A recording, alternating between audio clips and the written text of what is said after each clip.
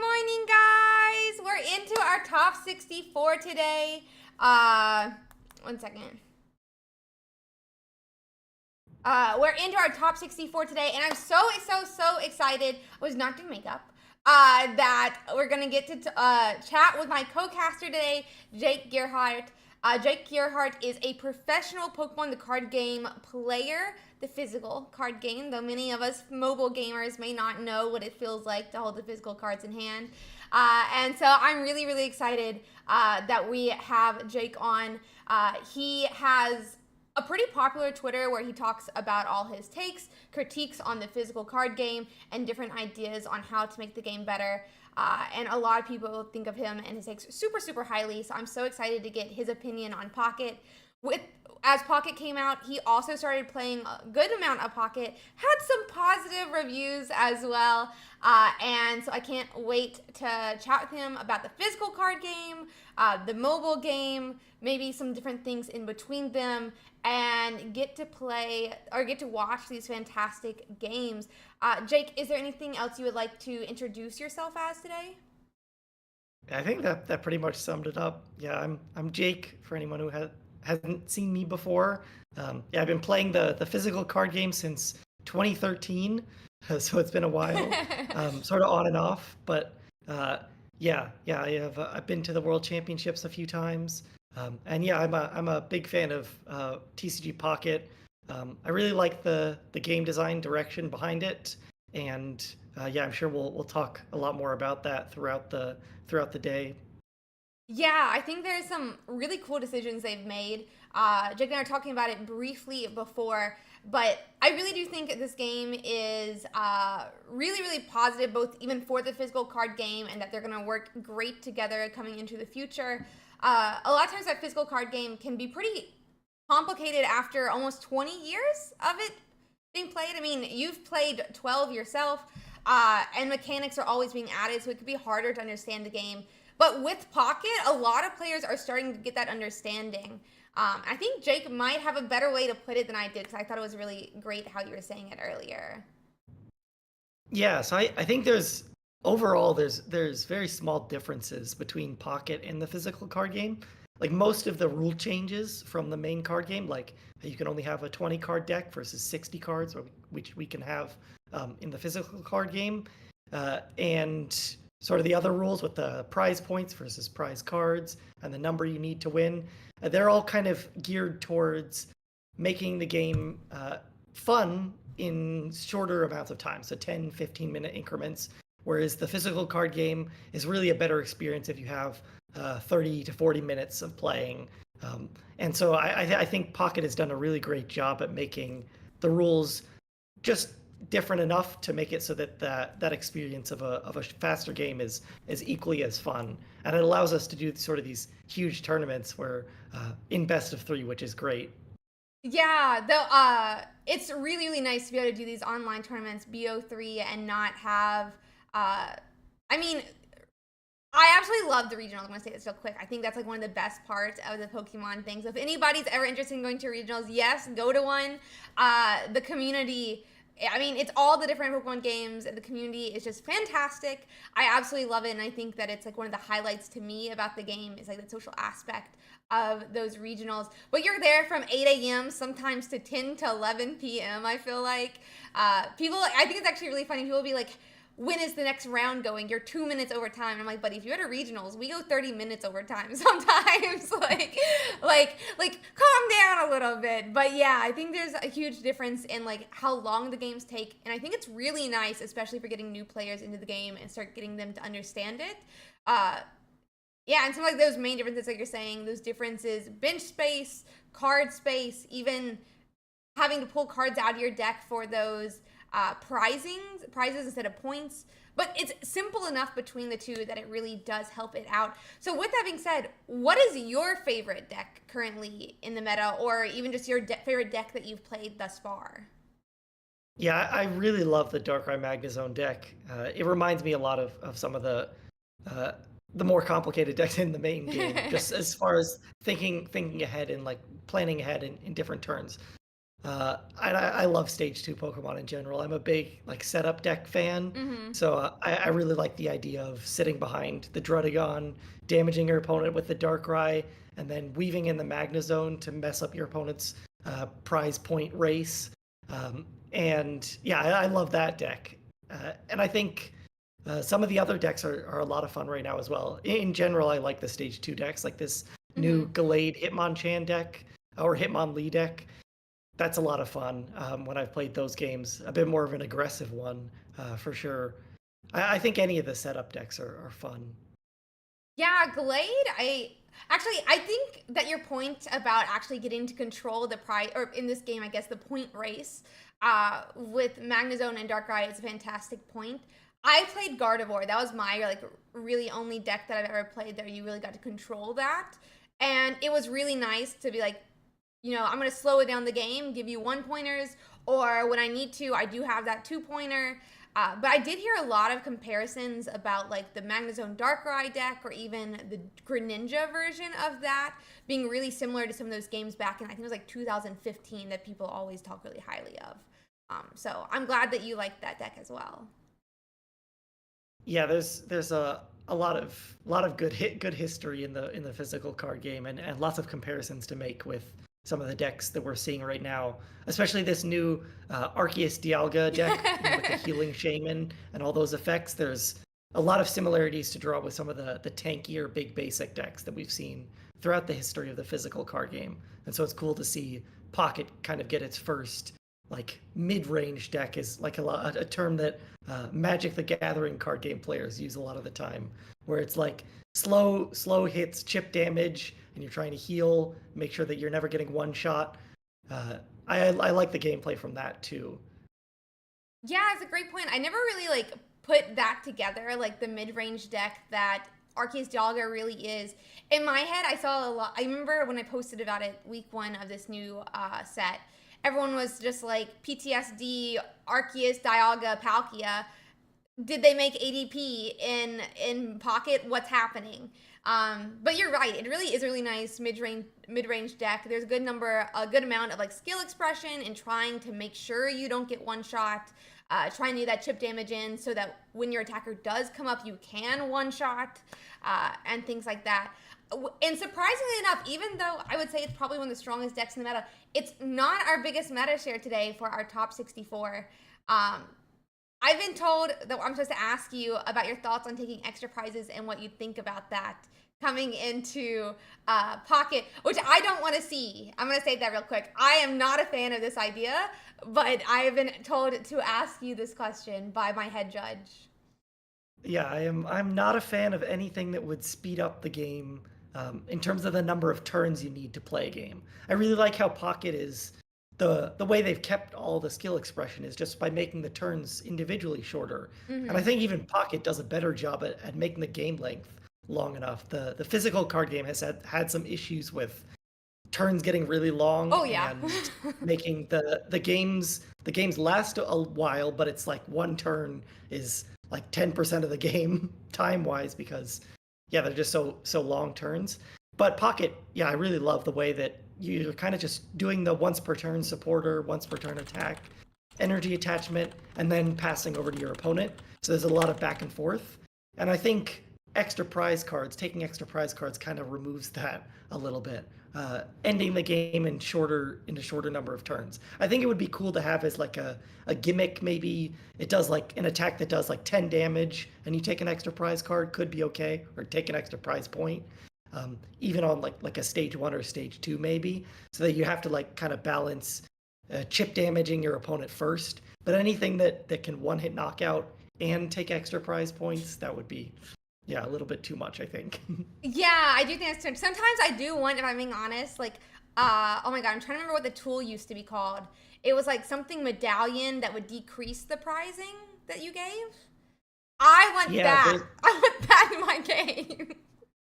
yeah, that would be really cool. There's a couple of those where it like reduces the number of HP and also reduces the number of prize points you give up. So you could attach it to an EX, and that would have like minus 50 or minus 100 HP, and then give up one fewer prize point. That would be really cool to see. Yeah, like your Arceus comes up, it actually only has 40 health left, but now it's only a one pointer. Uh, it seems really, really interesting. I think it could be like a good addition maybe in the future. But I definitely agree. Let's not get Iron Hands into this game just yet, at least with that attack. I did get to do a cosplay of Iron Hands 2 years ago, but I don't want it to be knocking out my 60 HP one pointers for 2 points. That would just be toxic. Uh, with that being said, we can probably start looking at games to stream here. Do you have a preference on any of the games today? We've had some good conversations about, I mean, Arc Dialga, even some of these Gallade lists. What are you thinking? Yeah, I think there's a couple of matchups with the Arc Dialga versus Gallade, so we could look for one of those maybe to start with. Yeah, I think that could be fun. Let me, let's see here. What do you think of the T18 list while we try to find one to do it? Because I, at least at the beginning, thought T18 was really similar to like the Worlds list last year that had four of one Pokemon and the rest are all trainer cards. Yeah, these lists give me a little bit of flashbacks to some bad times in the physical card game. You know, the deck that won Worlds was Iron Thorns, was really an off, like sort of an off meta counter deck, and I think it's fine for those decks to exist. But there was a mechanic in about 2019 where they were basically 3-point Pokemon Oh no. for the physical card game, and decks kind of turned a bunch of decks turned into the 2 Pokemon. It was like 4 Pokemon plus like 40 trainers in the physical card game, and that was a little bit of an issue. I'm not a huge fan of these 2 Pokemon 18 trainer decks. I think they're a bit linear, a bit too aggressive. But they're all right. I think it's fine for them to exist occasionally, but yeah, maybe they're a little bit too strong with the Irida addition. Yeah, Irida seems really, really, really strong in it, finally giving them some healing as well, which I think is a bit stronger right now in the mobile game because you don't one shot as much. So I found us a game to watch. I'm trying to figure out the channel. Would you prefer Glade point of view or the Arceus point of view? I think the Gallade point of view, because we get to see the when they have the evolution, so it's a little bit easier to figure out what's going to happen in the future turns. Okay, perfect then. So let's hop into channel 26 in the Discord, and I will meet you there. I'm just going to definitely, but yeah, let's hop to channel 26.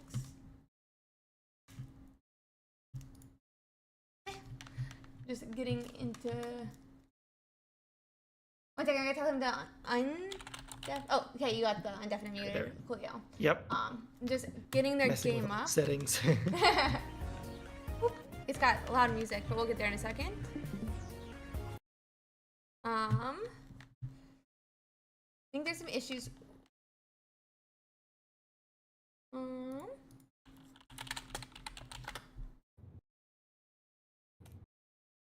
Bringing up the game for us to watch. We're officially into our top 64. I'm super excited to get to see the matchup. You know, after coming from the physical card game, I was really surprised to see how much plus 20 damage could do, since the physical card game is like, what is it, X2. Yeah, with the weakness, it does make a big difference. The main difference with the physical card game is that weakness is sort of used as like your tech cards are designed to hit for weakness against an opponent, but it's much harder to do that in Pocket because you need specific energies. Like you can't mix energies as easily. Mm-hmm. And so I think it was a good decision to make it +2, +20 versus the ×2 in the physical card game, because most of the time when weakness is involved in Pocket, it's not going to be tech cards. It's going to be like the full matchup is sort of based around the type difference. And so I think it'd be a bit unfair if it was fully ×2, where it's not as big of an issue in the physical card game. Yeah, that makes sense. I still got so frustrated with Drapion, with Mew EX. Not Mew EX, Mew VMAX, Mew VMAX. There we go. But I'm really excited to get into this. We're going to see some of that type advantage you're talking about, really where it's the entire deck is built around it instead of that specific tech card. Like if someone's from the physical card game, no matter what deck you ran, you could put in a Drapion V and it would counter one of the biggest decks. In this case, the whole deck does have to be built around that fighting type, which I also think, interestingly enough, that the Ralts Curlia to Glade is one of the first like type changes in Pockets format so far. Yeah, the mixed evolution types. I guess we have the new Magneton, which is metal type now, like the new Magnemite, which is metal type. But aside from that, yeah, Ralts into Curly into Glade. Yeah, different typing. But we have all the colorless attack costs on the previous evolutions. Yeah, so you can But this, keep using the fighting. yeah. This Arceus Dialga player is having a rough start here, though, with only the Mew EX active and no good thing to attach to. But I guess these Pokeballs must be hitting something good at this point. There's not that many basics in the deck total. Yeah, they have to. I think they had 2 Pokeballs, so they must be at least hit 1 Arceus or Dialga. But it's interesting to me that they've decided to attach twice to this Mew now instead of putting one of their Pokemon on the back line, even retreating the Mew, because turn 1 I thought maybe we were just setting up to retreat with no leaf. But maybe we're actually trying to use the Hitmonlee attack into the Ralts. Yeah, so maybe if they go Hitmonlee attack into the Ralts, and then they can possibly bench like a Dialga and start hitting into the Gallade with a Cyrus, I guess. But I think the problem is that if the Gallade doesn't evolve before it attacks into the Mew, then the Mew has no way to pressure Curlia, because Curlia will only do that attack only does like 20 damage or something. So, but interesting use of Mars here. I guess yeah, you want to shuffle back the basics, because the Dialga player, I'd imagine they would have wanted to bench them. I'm curious as to why they didn't. Obviously, stretch kick is not great to happen to your bench, but you really need to get the attachments down. Yeah, I'm surprised too. Like, I know to some extent you don't want to put those extra Pokemon on the bench to avoid Hitmonlee, like really getting much damage off. But surely you don't want the Mars back. He does hit a Dialga, so that's really nice for Cinna here. But I can't help but think like we could already be powering up the Mew from this Dialga.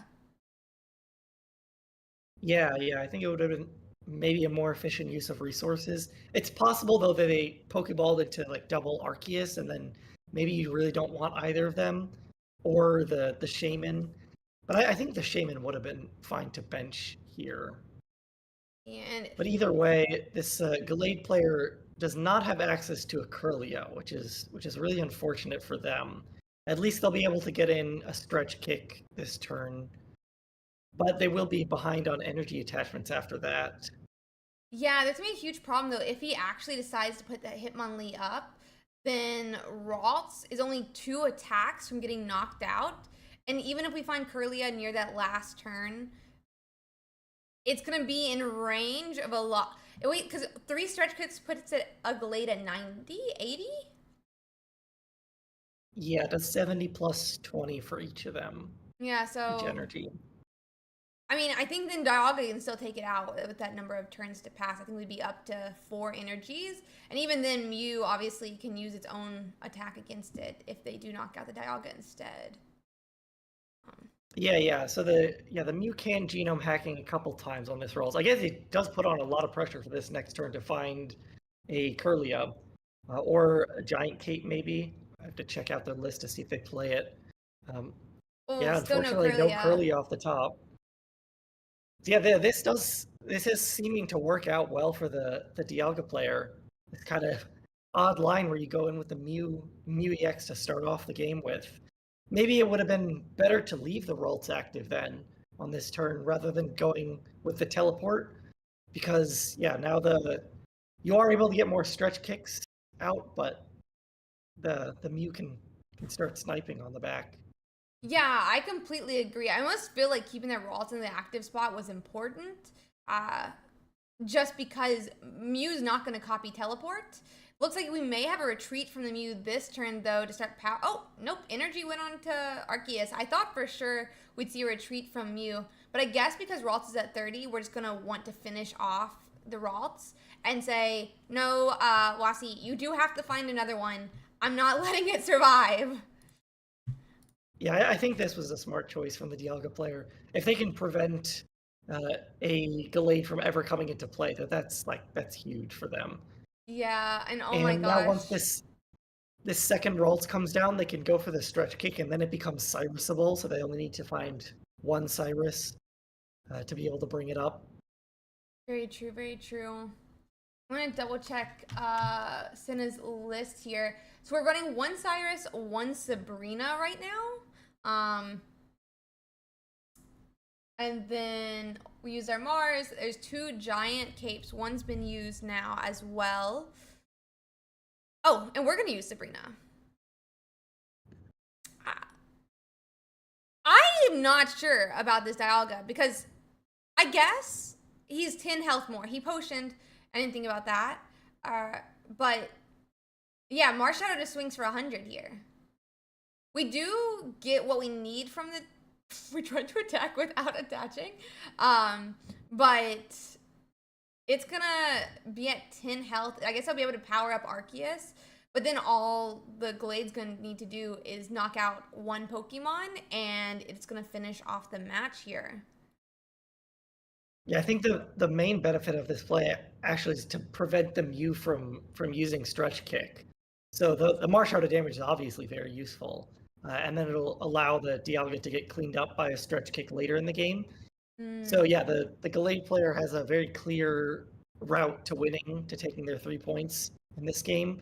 This Dialga is going to go down next turn. The Mew will not be able to stretch kick the Ralts to set it up for a Cyrus.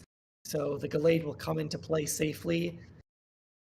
Yeah, once the Marshadow goes down, I think I'd like to see. I guess it doesn't really matter if you bench another Hitmonchan after that because the Arceus player will be able to knock out either of them, even off of a Sabrina. So yeah, that's the one downside of having like Marshadow plus Hitmonlee in play right now is that's the route for the opponent for this game is to take down those two with a Sabrina. Yeah. Do you knock out here? Because I kind of feel like you start powering up Kirlia and just going and knock out the Dialga. Yeah, I think you definitely start powering up the Curly because next turn the Gallade's going to come into play. The question is, I don't really think there's a downside to taking the knockout here. Yeah, so the Mew EX is going to come out, finish off the Marshadow, and then the Gallade. Does the Gallade one-shot back? Oh yeah, Mew does have. I'm thinking about resistance, fighting resistance, but that doesn't exist in here. In the physical card game, we have a minus 30 resistance. So Mew EX, which is basically the same card, has that resistance. But this game's gonna end right here with the Gallade being able to one-shot the Arceus. Yeah, I did realize one thing. So Cinna's running Mars as well. So by taking those 2 points, like costing those 2 points, if Cinna decides to Mars here to push those Glades back into the deck, or because they have a really good chance that they have all the Glades they need, they had 2 in their hand. Mars is only going to be drawing 1 card here for Wasi, so maybe we didn't attack. Yeah, that was a huge play. Maybe I agree with you there that, and also finding the giant cape to even make sure the Arceus survives. Yeah, this is a very huge back and forth game really with in terms of the draws. I guess the lone Muse EX start seemed kind of iffy at first, but it did seem to pay off in the end here. Yeah, Cinna knew exactly what they wanted to do. It looks like we're gonna go on. Oh, and we don't draw the card we need. We're gonna slap for 20, but that's gonna end up being game. Yeah, very well played from the Dialga player, and we can see the power of Mars here. Yeah. One of my favorite cards in Pocket. There's a very similar card in the physical card game called Iono, which sort of does the effect to both players. But Mars, yeah, one-sided hand disruption card to put your opponent down to one. Very, very useful there. And we saw it kind of ended the game on the spot there. I think the Dialga player would have been in a good spot either way. If the Gallade had come up, they can still win the game with a Sabrina, which, yeah, I think maybe saving the Gallade player's Mars might have been better in that case, because you can both use the Mars to disrupt the opponent's Mars, hope to get rid of it, but also, if they did take the knockout, then disrupt them to make sure that they don't find a Sabrina for the last turn of the game. So yeah, we really saw two pivotal Mars choices there, and I think the Dialga player made the better one of those two. Yeah, I do think they made it. In my personal opinion, I've always said that I think that I'll spoil this to the chat. The first thing I feel like I talked to Jake about was like, so tell me you like red card too. And he's like, no, I don't. I was like, bro, what is this? But do you like Mars? And he was like, yeah, Mars is good. Everyone hates me because all I do is talk positive about red card. I'm going to state that real quick. I'm a big red card stan. We do have the game back up on stream. But I do think waiting till this that later game where, when all you need for them to do is miss one turn is such a pivotal moment. And so that late Mars by Senna, I think, was a fantastic job.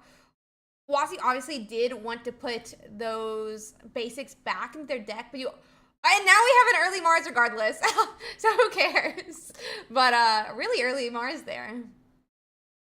Yeah, I think the Gallade player might end up being happy about this in the long run. It's a bit tricky because this Arceus is going to come online pretty soon. But yeah, they could have benched the Hitmonlee the previous turn. But then I think they were trying to bait out the early Mars because yeah, it seemed last game that the late game Mars was really the pivotal turning point in the game, and we'll see if that happens again this time. The Arceus player won't have access to it. Yeah, I'm interested to see what happens now that they don't have it, right? I think there's something really important about the fact that and maybe people, I don't know, maybe people just don't think it's as important as I do. The fact is, every single turn that you pass, and go, and you're not done, there's going to be a higher chance they have every card they need in their hand, right? And so, in my opinion, late Mars is so much better because even if they've used a lot of them, it's going to decrease the overall chance that they have it. And so we'll have to see if Senna later hits that same turn where they're like, oh, if they have Sabrina, I lose, and if they'll have the Sabrina. But Senna's feeling a lot more confident, and it looks like Dialga and Mars down. Early Sabrina, probably trying to take the energy off this Kirlia, but also just going to knock it out really quick. Yeah, I think this was a really crucial turn. I think this is going to end up sealing the game. I think it's basically impossible for the Gallade player to come back from here because the Arceus is just going to take a prize point every turn, and you can't get a Gallade in play for another 3 turns. So yeah, I just don't think there's enough time for this to end up, which is really unfortunate. The early Mars is seeming to pay off, disrupting that hand enough to make sure that the Gallade player can't get a Gallade EX into play, and now this Arceus is just going to clean up the game. Yeah, if they had just had, this Hitmonlee one turn earlier, if they had another basic they could have put down, that Sabrina wouldn't have been able to do the same thing. So maybe putting them down to those 3 cards was really important. We have that potion come down, but honestly, I think we're just going to clean house here with Arceus. Yeah, it was an interesting decision. The Gallade player didn't bench the Hitmonlee that they had in the opening hand, left the Lone Ralt in play. If they bench that, maybe they get Marsed into other basics, they have a higher probability of finding multiple basics to play around the Sabrina there. But maybe they were just hoping that the opponent did go for the early Mars. Maybe they calculated that it was better for the opponent to have to waste that. We see a Cyrus here, but it's not going to be enough. There's not enough time to bait this retreat off the Dialga. They can just attach 1 energy to retreat and take the game. Yeah, it's just way too late. Even just the fact, we have Leaf comes down, so I guess it ends up not mattering, but Dialga already was going to be able to attach and retreat regardless. So very sad on that attempt to stall, but that's going to be the last point Senna needs. And now they've 2-0'd a deck that I think has upwards of a 75% win rate against it. So really great job by Senna. Really great job by Senna. I definitely thought Yeah, this game very was well gonna played. very well Especially played. with the early Mew in the first game. Like I didn't expect that to be as useful as it was, but the way that Hitmonlee was forced to be active for a lot of it, and the stretch kick on the Ralts was really crucial. And this perfectly timed Mars in the first game. Yeah, I think they definitely deserve to win this set, even though they kind of got a lucky Mars in the second game to close it out really early. I think they would have been in a really good position even if the Gallade got up, because the Mew EX was already down to sort of hit into it. Yeah, completely agreed. I think next game. So there's a Arceus Crobat that is gonna be playing versus a Rampardos Lucario. So it's again like fighting deck versus at least partially normal because I'm assuming we'll have to see what energies they're using. But I think that's gonna. Do you have an opinion on that one? Which position we want to watch? What is it? What is the second deck? It's Arceus Crobat Is versus. Arceus Crobat Drudagon with a Darkrai, with one Darkrai, and then the other one is Rampardos Lucario. So it's a stage 2 fighting deck with Lucario who's supposed to boost the damage. Yep, yeah. I think it doesn't really matter which one we do. Maybe Rampardos would be a little bit better because we can see the. It's hard to get those stage 2 fossil Pokemon into play. Oh yeah. Let's hop into channel 45 then, and we'll get into that game.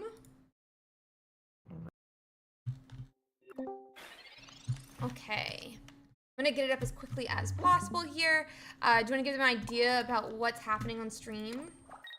Yeah, so it looks like we're in sort of the middle of a game right now. The Rampardos player has a really set up board. The Arceus player, yeah, much less going on, but they do have an Arceus powered up on the bench with 2 energy. So yeah, we'll see how it ends up. But I think yeah the Rampardos player is able to put a Rampardos in play this turn. They've already got a Lucario evolved up, a Riolu ready to evolve as well, and they can start hitting into this Druddigon for a 2-hit KO that's in the Arceus player's active. Okay, and we have it up as well. Yeah, oh my gosh, Aqua's side is so set up here. Kind of crazy, honestly, with looks like either they've taken a Drudagon or like a Crobat or something from Lince's side. There are 2 Drudagons, so it could be one of those that they knocked out. I'm interested to see. I don't know. I always loved my first deck that I wanted to try with this new set was Darkrai, Crobat, Arceus. I think there's like a lot of ping. Crobat's really nice with that 30 damage ping to the active spot with its ability. And so we'll have to see how this plays out. Looks like Arceus is ready to go, but Rampardos, if it arrives in time, can just go on and deal with that as well. Yeah, yeah. I imagine this game probably started with the Marshadow knocking out a Zubat. Mm. That seems the most logical conclusion with the Marshadow start. You don't really want Marshadow active, Oh yeah. if especially because the opponent hasn't taken a. This is the first point they're taking, so yeah, I'd imagine that's what happened at the start of the game. But this Rampardos is just going to be able to clean up the Arceus here. Yeah, Rampardos is so strong. This is only their game 2 with the record. They're going to be 1-1 when Rampardos takes these last 2 points. So we'll be getting into game 3. I'm just going to cover up so that they can get set up. But Rampardos finishes off that match. Something Jake and I were talking about earlier actually was the fossils. Oh my god, it's actually a loud game. Is the fossil Pokemon. Obviously, Rampardos is super strong, and it's possible because fossils are so hard to find in this game.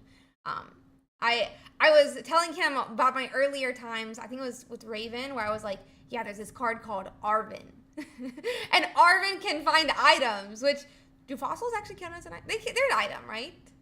Yep, yeah, they're item cards. Can Arven find? But I'm assuming Arven would be able to find a fossil then, at least. Yes, yeah. I think So yeah, Arvin would any item search would be kind of really powerful in Pocket, especially the fossil search. There's been a handful of like fossil specific search Oh, cards in the really? physical card game too. Yeah, there was one like a few years ago called Kara Liss, which is apparently like a fossil trainer in the video game that just searched for three fossils, I think. Um, yeah, that something like that would be really, really, really good in Pocket. Oh, I had no clue that there was like specific fossil searches. So I was like, yeah, I don't know about that, but yeah. So maybe we can even get like a fossil search then. That feels like a lot of space in a 20 card deck to do like a very like specific trainer. But I guess like Misty and other ones like that have seen play, so it's possible that Careless could find her way pocket. What gen is she? Do we know? Probably Sword and Shield, I think, Oh, because that's when the card came out. um, weird. Yeah, Okay, we're getting so into the second game now. game is Looks like up. the Rampardos player has a really, really good hand here with all of their evolutions ready to go. Just need to find a Lucario soon, and then they can start doing a ton of damage. Yeah, I mean, two Riolus is nice. And since we started that fossil, we don't have too many worries about getting that as long as we can find those different evolutions. We do still need, though, at least for if we're going to hit this Darkrai, a Lucario to boost the damage high enough to be able to KO. Because we do 130 at first with Rampardos. Yep. Yeah, I think their odds of finding it soon enough are pretty good. And there's even this jab hit into the Darkrai to set it up for the Very true. knockout. Yeah, Yeah, there's an interesting choice here whether to go for the second fossil or to bench the Marshadow. They could just save it as well, not bench anything. yeah, they don't need it this turn per se because we've already committed our energy for the turn. So we could wait till like next turn even to make a decision, but we do go on and put that Mars Shadow down. But you're right though, with that jab, Darkrai's back in range of a Rampardos knockout, and I mean that's gonna be really nice. Mars Shadow's. I already thought Mars Shadow was really really strong. Like I guess it was even 2 sets ago that it came out. But with this Lucario, even boosting the 100 damage that Marshadow does, this is gonna be Marshadow's game. Even if we don't find our Rampardos. Yeah, this deck has really come together in the over the past couple sets. Like Rampardos is such a strong attacker, but it takes so long to get it up. Uh, so having tools like the Sudowoodo even to get in early hits, Marshadow to be a low cost. So it takes 2 energy. Rampardos only needs the 1 attachment. So you have like Marshadow acts as something where you can put your extra energies on, which is really nice. To get sort of similar damage in. If you can only find your Lucarios, you can always stack up the damage of a Marshadow to hit hard enough. And in combination with Sudowoodo, you can do like some combos that really get up to the high EX numbers. Oh yeah, no, I thought Sudowoodo was a fake card essentially when it came out, but like it does like 70 damage into an Arceus, like, and when it is 25% of the meta plus, like that's insane. That's absolutely insane, and Lucario just makes it stronger and stronger every single one that comes down. Uh, I mean, I'm interested to see what Lince decides to do because obviously if we don't move this Riolu out of the active spot, Crobat can ping it and knock it out. Or even an attachment to Darkrai can ping it and knock it out. And then Crobat's damage can get put on a different Pokemon. There's a lot of options for Lince in their next couple of turns. Yeah, I think they have like a really good line here where the Rampardos can just knock out anything that got sent off the Sabrina, and then the Marshadow can just clean up everything after that. I think I actually would have liked to see the Marshadow take the knockout here rather than the Granados or the Rampardos. Like just attach the extra energy because Zubat has the fighting weakness. Um, so you could take the knockout with the 2 energies on the Marshadow, and then Rampardos can just clean up anything after that. Yeah, I feel like protecting Rampardos is probably like a good thing since it's like the biggest hitter of the deck. But it looks like we're just gonna go and put it out there. it's gonna swing for too much for this Zubat to survive. And 0.1 to Aqua, but obviously they have more time, but I would still be concerned, I feel like, about losing the Cranidos. Because you can do Yeah, I mean, I don't think they're going to need it. The only issue is that, like, Marshadow is definitely going to be what's closing out the game. The only issue is they might need to find a Lucario as well in order to boost the Marshadow's damage enough. Whereas the Rampardos already has that extra 20 damage on the Marshadow. So you'd be one-shotting the Arceus and the Darkrai and Crobat and everything. Whereas the Marshadow needs the Lucario to be able to hit the EX numbers. Yeah, that makes a lot of sense. It's one of those moments where it's like, obviously Cranidos can do the work, but saving it when it could act like it's the one piece you need to finish off the rest of the game is probably a smart play. But we'll see if Aqua gets punished for it or not. Yeah, I think it's gonna be hard for the Crobat player to win this game at this point.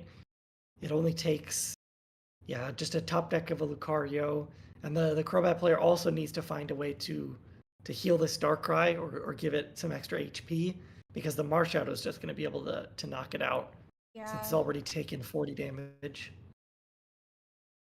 Oh, and we're waiting a little bit too late here. This animation is going to make it where we basically can't attack, I feel like. Or maybe we're just willing to give a second point, actually. Yeah, I don't even know if like you want to attack here, just because the Marshadow will be able to clean up anything, but the Rampardos is going to be able to clean up the Darkrai here to win the game anyway.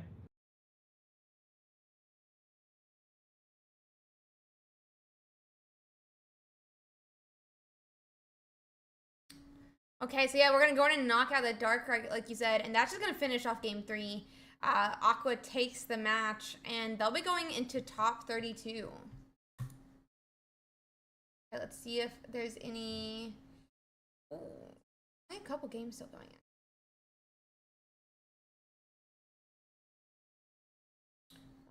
Yeah, how much time do we have left in the round? It's got to be getting close to our end here. So we actually don't have time maxes in our top cut. Oh, I see. But they're already filling into their top 32 here.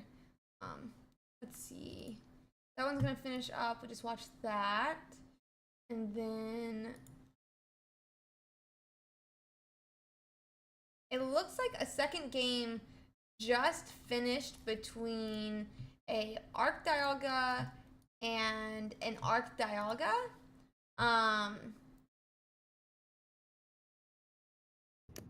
Let's see if there's any other ones. But that might be their last game to go watch. The other one started 6 minutes ago into their game 3, and it's a T18 versus an Arc Dialga. So why don't we go watch the mirror match between the Arc Dialgas? It's gonna be in channel 9. All right.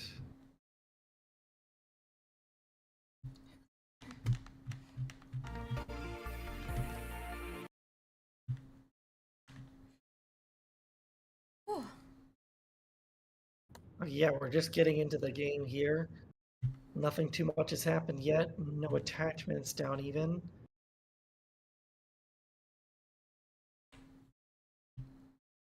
Yeah, I think we're pretty good start from this player for sure. The attachment onto Dialga turn 1, getting it active with the Leaf, and the opponent doesn't even have anything else in play besides this Mew EX. Yeah, we talked bad about a Mew EX start earlier today, I feel like. But I feel like into the mirror match, you probably definitely want to start with your Dialga and start powering up those different basics from the bench, like Arceus, that'll be able to swing for upwards of 130, 140 if you have a Giovanni. Yeah, Mew EX is really not great to have because Arceus can knock it out so easily. And getting some chip damage down means that a Cyrus is going to be able to pull this up from the bench later. Yeah, and just to note, we are actually seeing 2 different variants of the same deck. While the Pokemon are the same, Lasso Master, who we're watching, is running 2 Giovannis, no Mars, no Sabrina, with the 2 helmets and a giant cape. And then Illusion is running 1 Giovanni, 1 Sabrina, 1 Cyrus, 1 Mars, and 2 Cape. So a little bit different on their takes in the trainer cards in the deck. Yeah, we'll see if maybe that late game Mars can get them back into this game. Trying to prevent a Cyrus. Right, there's no Sabrina to worry about, which is good for the opponent here. But yeah, it's going to look like the player that has used the Dialga attack is going to have a lot of attackers ready set up for the game. They did already use one of the Leafs, so it'll be hard to preserve these energies on the Dialga. But I think that's going to be end up being fine because they'll get sort of another hit in this turn. They could go in with the Arceus and just take the knockout here, but maybe that's a little bit risky. So I think I like this sort of more passive approach of just hitting into the Mew again, maybe. It's a bit of a tricky call. Yeah, it looks like we're committing onto that Dialga, but I almost wonder if like retreating back, taking the first 2 points, we have the cape, and so maybe it would be okay, but it does seem like we're just gonna keep powering up. I'm interested to see how Mew EX gets played in this matchup because obviously we can't Mew EX versus Mew EX. Yeah, the problem with going for the knockout right away is that you just leave yourself with your Arceus getting hit into first by the opponents, and then once you hit back, you get hit back again for the knockout, and then you don't have any attacker powered up to finish off the Arceus. So I like this here where just powering up the Mew EX so that once the Arceus comes up to clean up the Mew EX, it gets hit into, you hit back, and then the Mew EX can actually finish off the Arceus for that last attack. Yeah, that's very, very true. And even if, like, in some world you had every piece that you would think, oh, this is possible, Illusion is running Mars, which means you might have it right now, but if you knock out the Mew EX, you get Mars down to 1, and you might not have it anymore. Yep, yeah, I think the play that they're doing right here is definitely a safer option. We'll see the Dialga get hit into first by the Arceus, but I don't think this is going to matter too much. Yeah, each player kind of has a route to win in 3 attacks here, 3 or 4 maybe. Yeah, the Arceus attacking player right now still needs, 3 more attacks, but it's going to be the Dialga, like the player we're watching's turn, so they're going to be at the advantage here. They can win in 3 attacks before the opponent gets their 3rd attack in. Yeah, very true. And since we are running 2 Giovanni, we have I mean, even the helmets, I feel like the helmets are so strong at countering these capes, bringing them back into range of a Giovanni that we do end up finding here. So we'll be able to go in and knock out this Arceus despite the cape. But the interactions between these capes and helmets is always so interesting to me. Who's going to take what first? We do get 2 points as a Lazo Master here, but there's not really any setup attacker like you were mentioning earlier for Illusion side. Yeah, so if we can see, I mean, ideally the opponent finds something to put on the bench and retreat into here, but I think, yeah, we could see a Cyrus draw off the top of the deck or a Sabrina to just win the game in 1 attack. But worst case scenario, this player is going to win in the next 2 attacks, and I don't really think there's anything that can be done about that. They don't need any cards from their hand to do this. Maybe some like crazy healing combo with potion and giant cape could get an extra attack, but I don't even think so. I think it's kind of impossible to avoid the inevitable here. Yeah, I completely agree. They retreat back to the Dialga, but I feel like it's a little bit too late. There's no energies on Dialga. It just feels a couple turns too late. No Mars to try to stall. I just think we're gonna just 2-turn knock out this Dialga.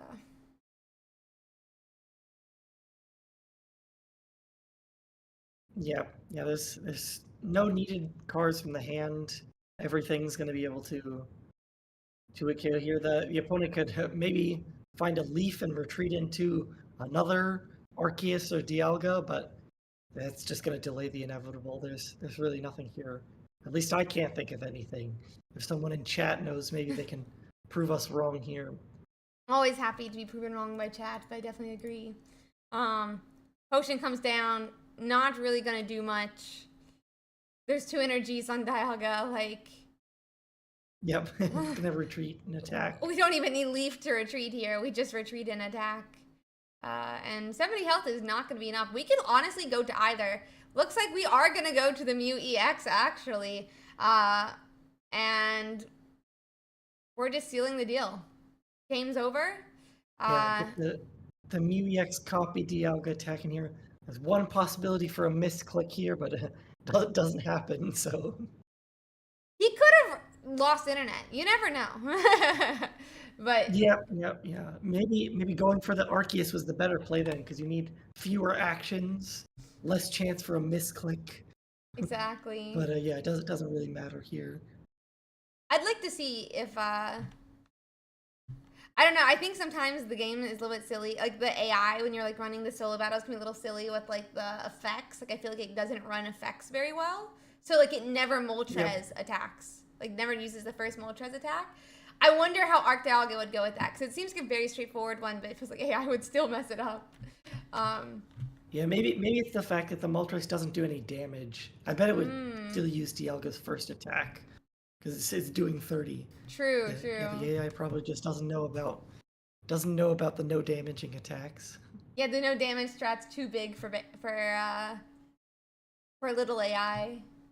I'm gonna let top 32 know that they can get started.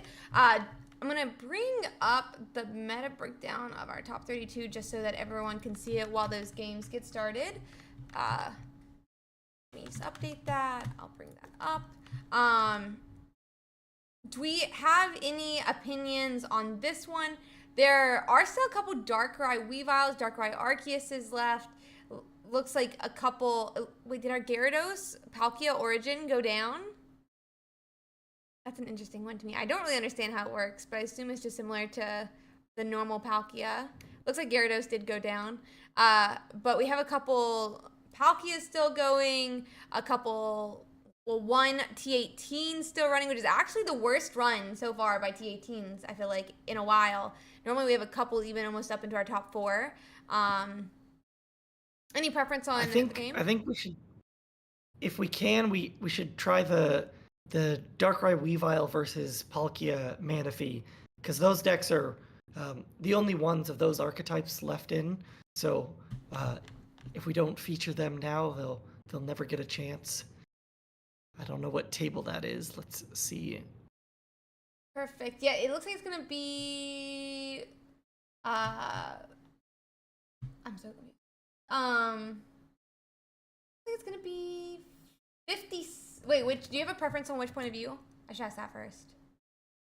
No, I don't have any preference. They're both probably fine. Let's hop to 56 then. How about that? Okay. While we're getting set up here, I do want to give a huge shout out to our sponsor this week, XP Collect. We're super appreciative that they continue to support this tournament every single weekend and put up the prize pool for our top 16 and all the way up. So our players in this round are, if they survive this round, will be entering the prizing bracket. So let me just get set up.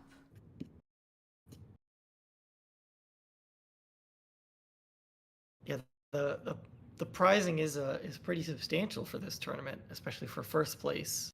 Yeah, $150. That's really good.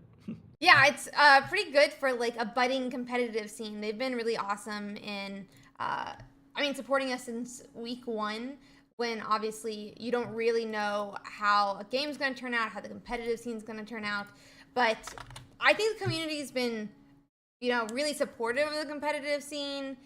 We have an awesome sponsor that supports us, and so overall, I think it's a great situation. So I'm really happy about it. Update. Go. We'll just be getting into this for everyone's understanding. So we're watching I think Nanjamo's point of view. They're the the Weavile EX and Darkrai list with 2 Cyrus, 2 Sabrina, a Dawn, 1 Pokemon Communication, no Mars, and just 2 Giant Cape. And then Ryan, who's going to be against us, is running that Palkia list. They're actually running a really interesting Palkia list that I haven't seen before, where it's 1 Regice, 1 Origin Form Palkia, 1 Palkia EX, and 2 Manaphy, with 2 Misty, 2 Leaf, 1 Irida, 1 Sabrina, 1 Cyrus, 1 Mars, 1 Rocky Helmet, and 2 Capes. Yeah, really teched out Palkia list. For sure. I think we have 2 Japanese players here actually. Nanjamo is the name of Iono in Japanese. Really? So, That's so cool. yeah. I had no clue.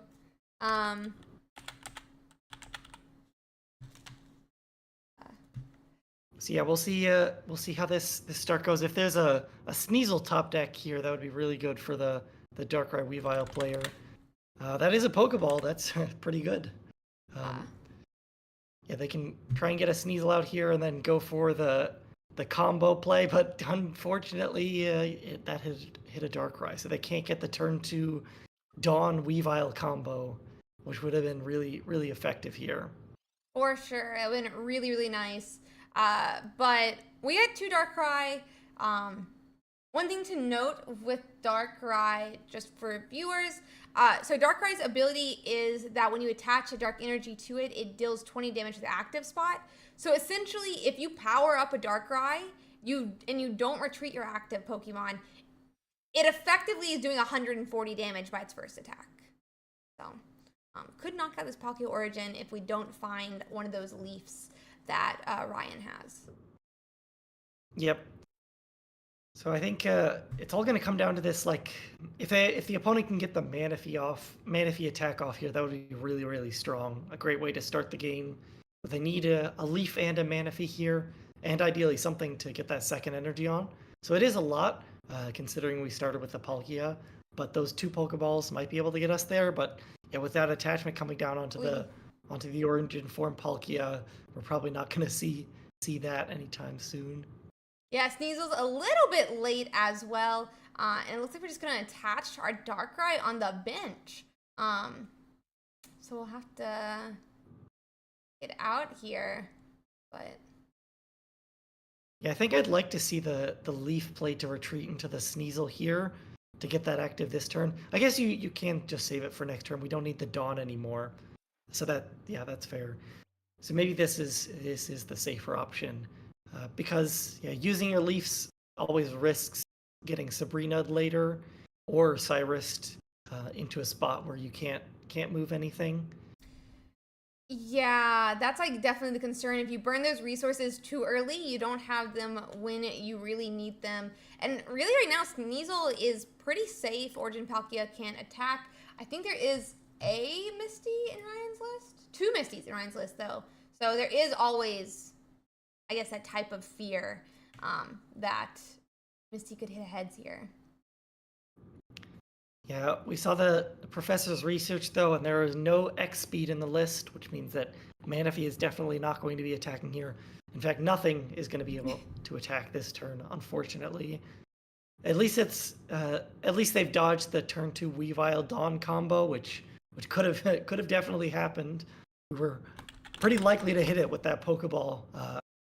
The 2 out of 3 chance to find the Sneasel turn 1, but that did not pay off. So we actually have a little bit of a game here still.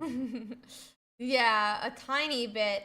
It seems like both decks are, I mean, they're moving towards what they want to get done, but a little bit slow here as both sides need to power up, find their attacker that might be a bit more aggressive.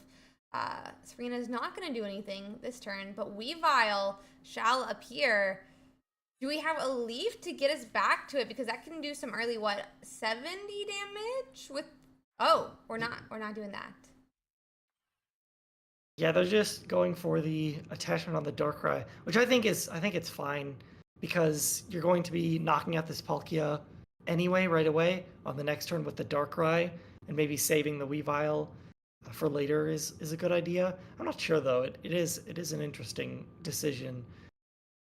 Either way, the Palkia is going to be going down next turn if it doesn't move out of the active spot. Yeah, agreed. And we can just leaf back to this Darkrai that's going to finish it off. It'll be at 80 after another attachment. The only thing, okay, so we do see that Pokemon come down because there was a Pokeball really early in this game that Ryan just never put down, like the basic never got put down on the bench. So he is protecting against a loss next turn. Actually, 2 Pokemon come down. I wonder if we'll see a retreat back to this Manaphy, and if it'll be 3. Oh no, we're just gonna attach it. Nope, no retreat. Okay. Yeah, getting a hit on this Darkrai with the Palkia, I think makes sense. You need something to be able to knock out the Darkrai later in the game. Mm-hmm. That shouldn't be too hard to figure out. This Regice, if this Palkia hits a heads, then it would have been in range of the Regice, I think. But yeah, unfortunately, does not get there. Yeah, I was even thinking if they do hit the heads, it would be in range of knockout with the Palkia attack, like the bench yeah. slash. But looks like we are gonna get the retreat off, and we're gonna have that attachment and KO for Iono or Nanjamo's 0.1. Let's see. I'm just gonna. All right, the point here. I don't know. I love little knowledge pieces like that, so I'm really happy now. Yeah. Let's see here. It looks like we are going to Manaphy. There's 2 more basics left in this deck right now, which is the second Manaphy and the Palkia EX. So I wonder if we'll see it come down here, or if they just haven't found it yet. Those are definitely options. Yeah, I think this game is really spiraling out of control for Rion here. The Manaphy, like, yeah, you need to get an attack off this turn onto a Palkia, and then maybe even get a Misty hit later. It's gonna be hard to close out the game, especially if we don't see a Palkia come down. This Regice is not going to be enough to close out the game. Yeah, it definitely isn't. We need to find something for Leon to be doing bigger damage with. But he definitely wants it this turn when it would be able to get an extra energy on it. Oy. Sometimes it comes down to some lucky draw. Nothing there. So I think this game is pretty wrapped up at this point. All Nanjamo needs to do is attach to their Darkrai, I guess, to prevent like a Sabrina trapping for a turn or anything like that, or a Cyrus, I guess. But yeah, they'll be able to close out the game in two attacks. I guess this Regice is pretty beefy, but yeah, one Cyrus later is going to be able to clean it up. Yeah, it looks like they're considering playing the Sabrina this turn, but I don't know if you need to do that. I think maybe saving it for in case the opponent benches like a Palkia, you could Sabrina into that to get a hit on it early. Yeah, there's really nothing you could do wrong here. Pretty much everything will win this game eventually. Yeah. I guess there's no way that Palkia swings for 150 next turn and it'll have at least like one hit of 30. So no reason to put Cape on the Darkrai. So yeah, I think maybe it is correct to put on that Weavile who would be able to survive one hit. But he seems to not even think there's a reason for it. Nanjamo is now up to 2 points. And I mean, Regice will survive an attack or two, but it's a little bit too late. Yep. I mean, it is possible that we get a quad Misty heads here, plus the attach to retreat. So, okay, here comes Misty. They need like 7 though to be able to, oh. And yeah, 0 is the answer. Yep. They have an extra turn to do it though, to be fair.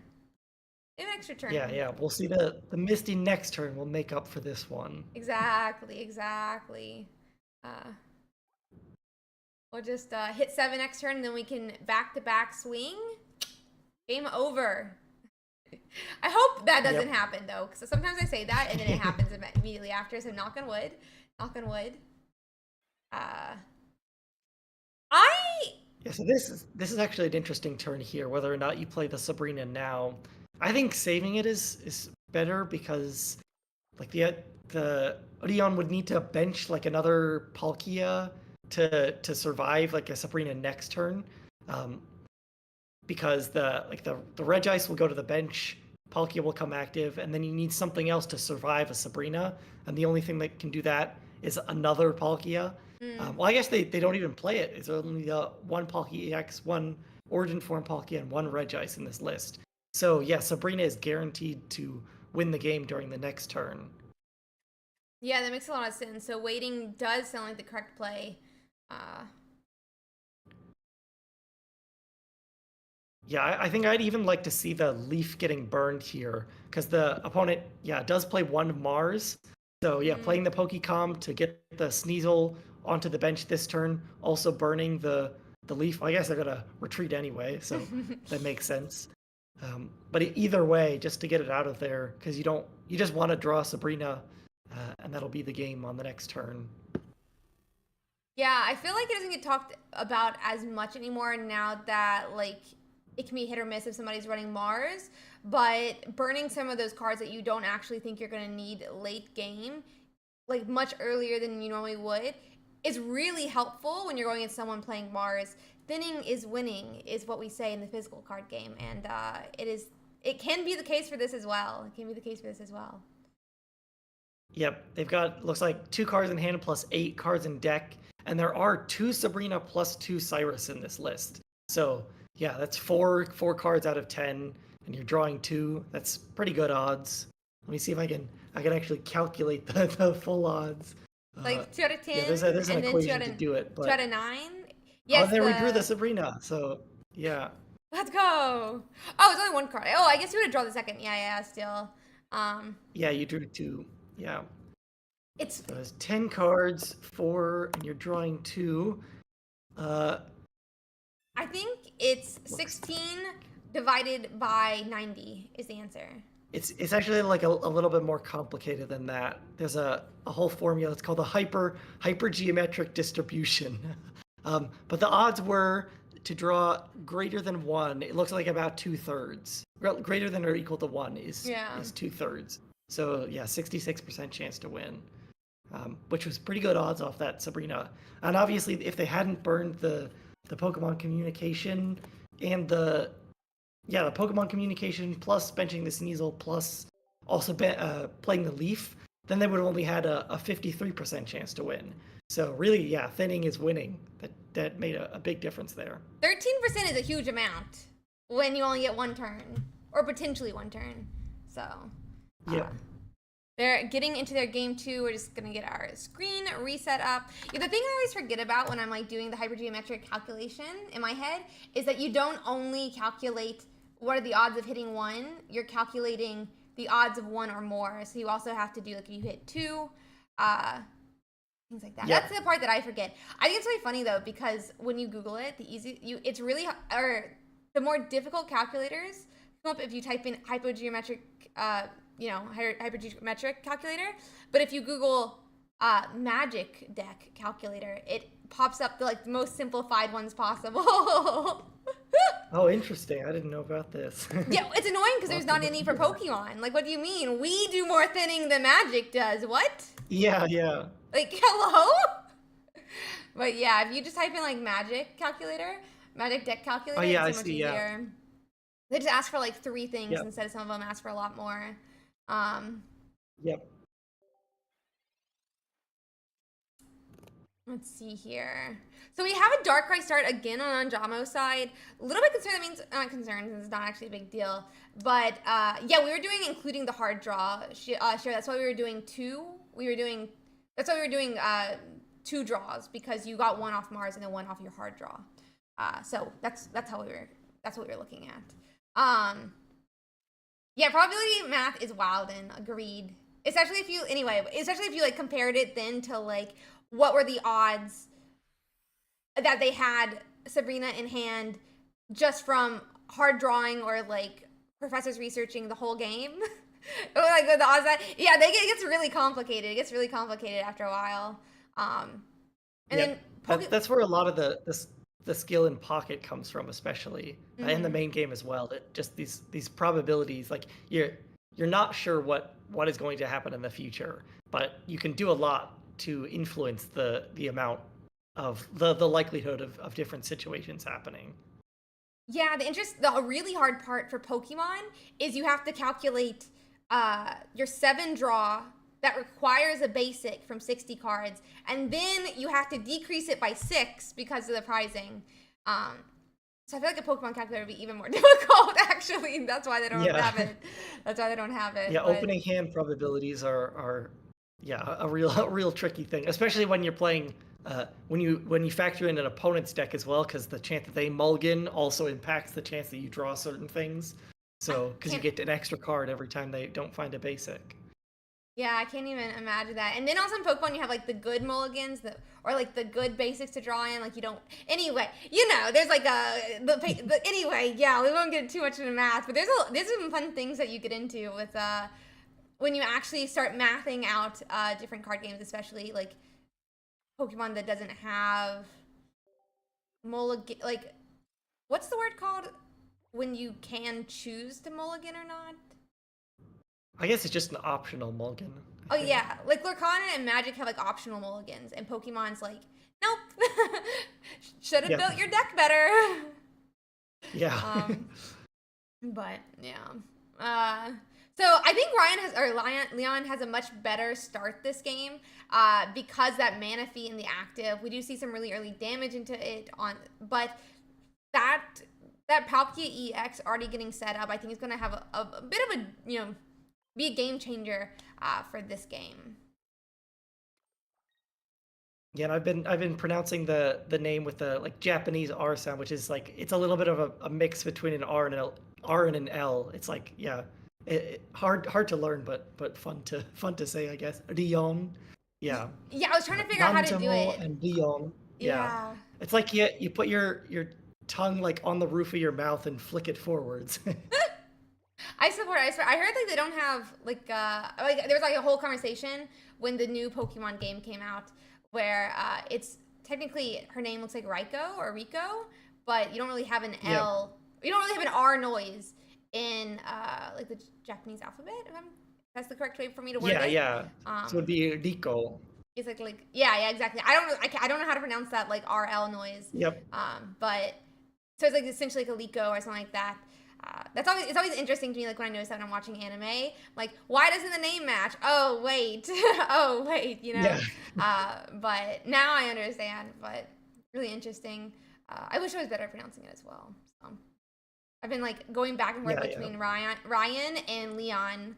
Um, but we do have a second Sneasler. I keep calling it Sneevile for some reason. But Weavile. yeah, Yeah. exactly. So we all Sneasel together. Um, Yeah, there's the Sneasler, which is that is a the evolution of like Hisuian Sneasel, I think is Sneasler. oh wait, The this isn't even Sneasler. I'm a dummy. I'm a big dummy. yeah. Yeah. Seahawk's comment is if I start Luminion one more time, I'm gonna stop playing this game. Yeah, some basics you don't even want to start.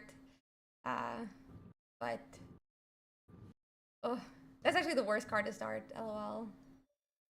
If only you got Yeah, to use his starting ability. Luminion is never good unless you open your Forest Seal Stone and then you're a Yeah. little bit happy about it. But then you have to burn your Spore Stone too early. Yeah, yeah. If you're playing like the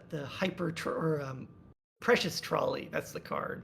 There's like a card in the physical card game where um, you can just fill your entire bench up if you find it, and so the Forest Seal Stone lets you search that out of the deck.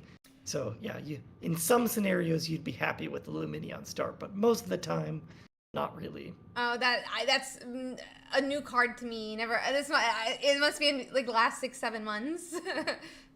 Yep, yeah, it came out in Surging Sparks, which was like Ah, November, I think. that makes Yeah, sense. Yeah. one of the ace spec cards. Where yeah, ace spec cards are like the pink ones if you ever see them in booster packs. You can only play one of them in your deck, and they're usually really powerful. So it's difficult to choose between them. I'm interested to see if they'll put ace specs or like the radiant cards into Pokemon because there's a couple of different mechanics where it's like one ofs almost like even like the V Star moves, things like that. How is that going to be seen into Pokemon Pocket? But I love the rainbow art. But it looks like yeah, Nandramo's in a much more difficult position this game than last. If only because of the Manaphy start. yeah, Dion was able to get the Palkia powered up like really quickly, and this Regice active, which is just being super annoying here with the Rocky Helmet and good HP. So yeah, it's really chipping into this Darkrai, and the Palkia is gonna be able to get in probably 2 hits, maybe if like yeah, just attachments plus Misty, like 1 Misty energy would be really good for the Palkia here. Yeah, But completely yeah, even agreed. this Regice could just hit into the Darkrai again and leave and stay active, because then the Palkia, the snipe damage off the bench, would be able to knock out the Darkrai. Or if the Darkrai stays active and takes the knockout, then the Rocky Helmet would be able to knock it out. So yeah, very dangerous position for sure. Yeah, super dangerous here. Uh, oh, have we Yeah, already? it'll be interesting to see if they bring megas into TCG Pocket, because we got that announcement that the physical card game is getting Mega Pokemon EX, which are a return of the much debated, much criticized 3 prize Pokemon, basically Pokemon that give up 3 points when they're knocked out. So we'll see if that makes its way over to TCG Pocket once those megas come out. Yeah, I much criticized. I saw your tweet about it. I saw your tweet about it. Uh, I'm interested as well, or even so. Okay, so I didn't play during the original megas, but my understanding is when you evolved into megas, it ended your turn. I wonder how Yeah, that's so gonna. the original megas. Yeah, the original megas were a pretty interesting story. They came out during the like the X and Y era, which was about 12 years ago now. Mm-hmm. And when you evolved into them, your turn ended. But they were just regular like 2 point 2 prize Pokemon, but they evolved from other basic 2 prizes. But they ended your turn, and so initially they were all pretty terrible. The only one that was good had like a basically a strategy where you just fully heal it. So it didn't really matter that you were ending your turn because you could immediately heal it right afterwards. But they eventually printed tool cards where it literally just turned off the rule, so your turn didn't end, and then they Mm. were okay. But the rule like was kind of not balanced well because they weren't powerful enough to where that restriction was all right. This time around, they're kind of going in a completely different direction, making them Oh, most similar to the tag team or VMAX Pokemon, where the only thing special about them is that they give up 3 prize cards. okay. Interesting. We'll have to see what they do for Pocket. But we did see that Reggie Ice gets Cyrus up and knocked out.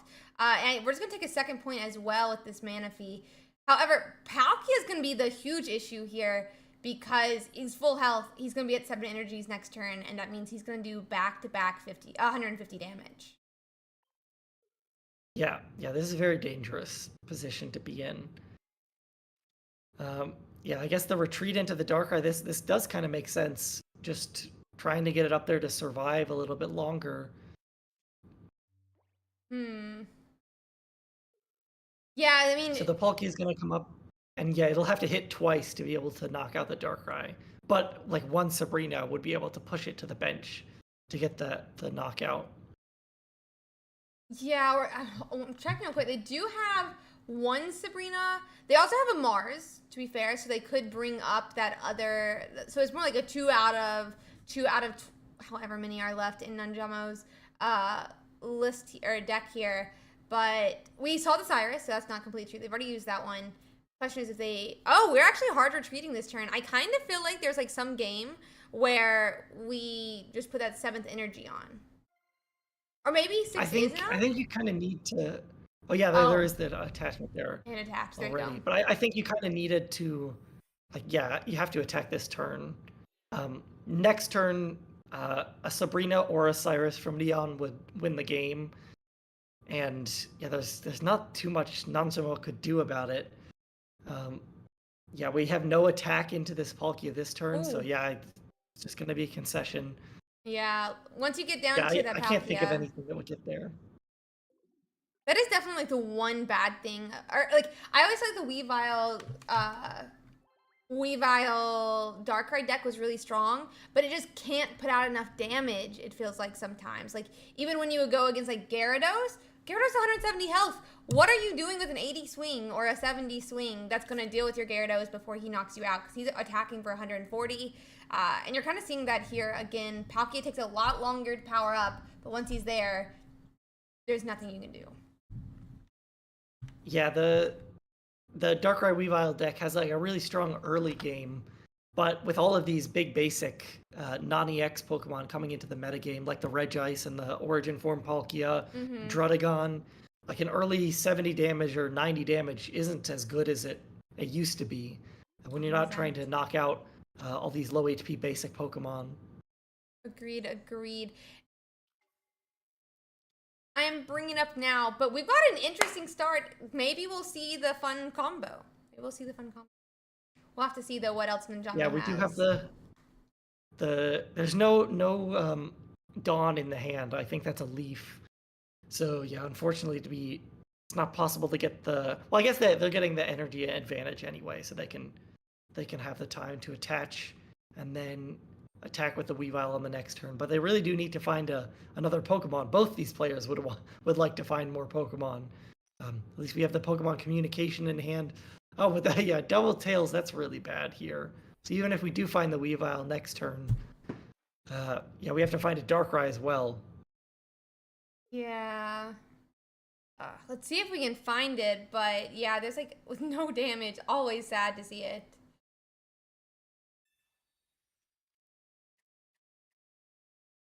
We're Pokeballing. I mean, we have. I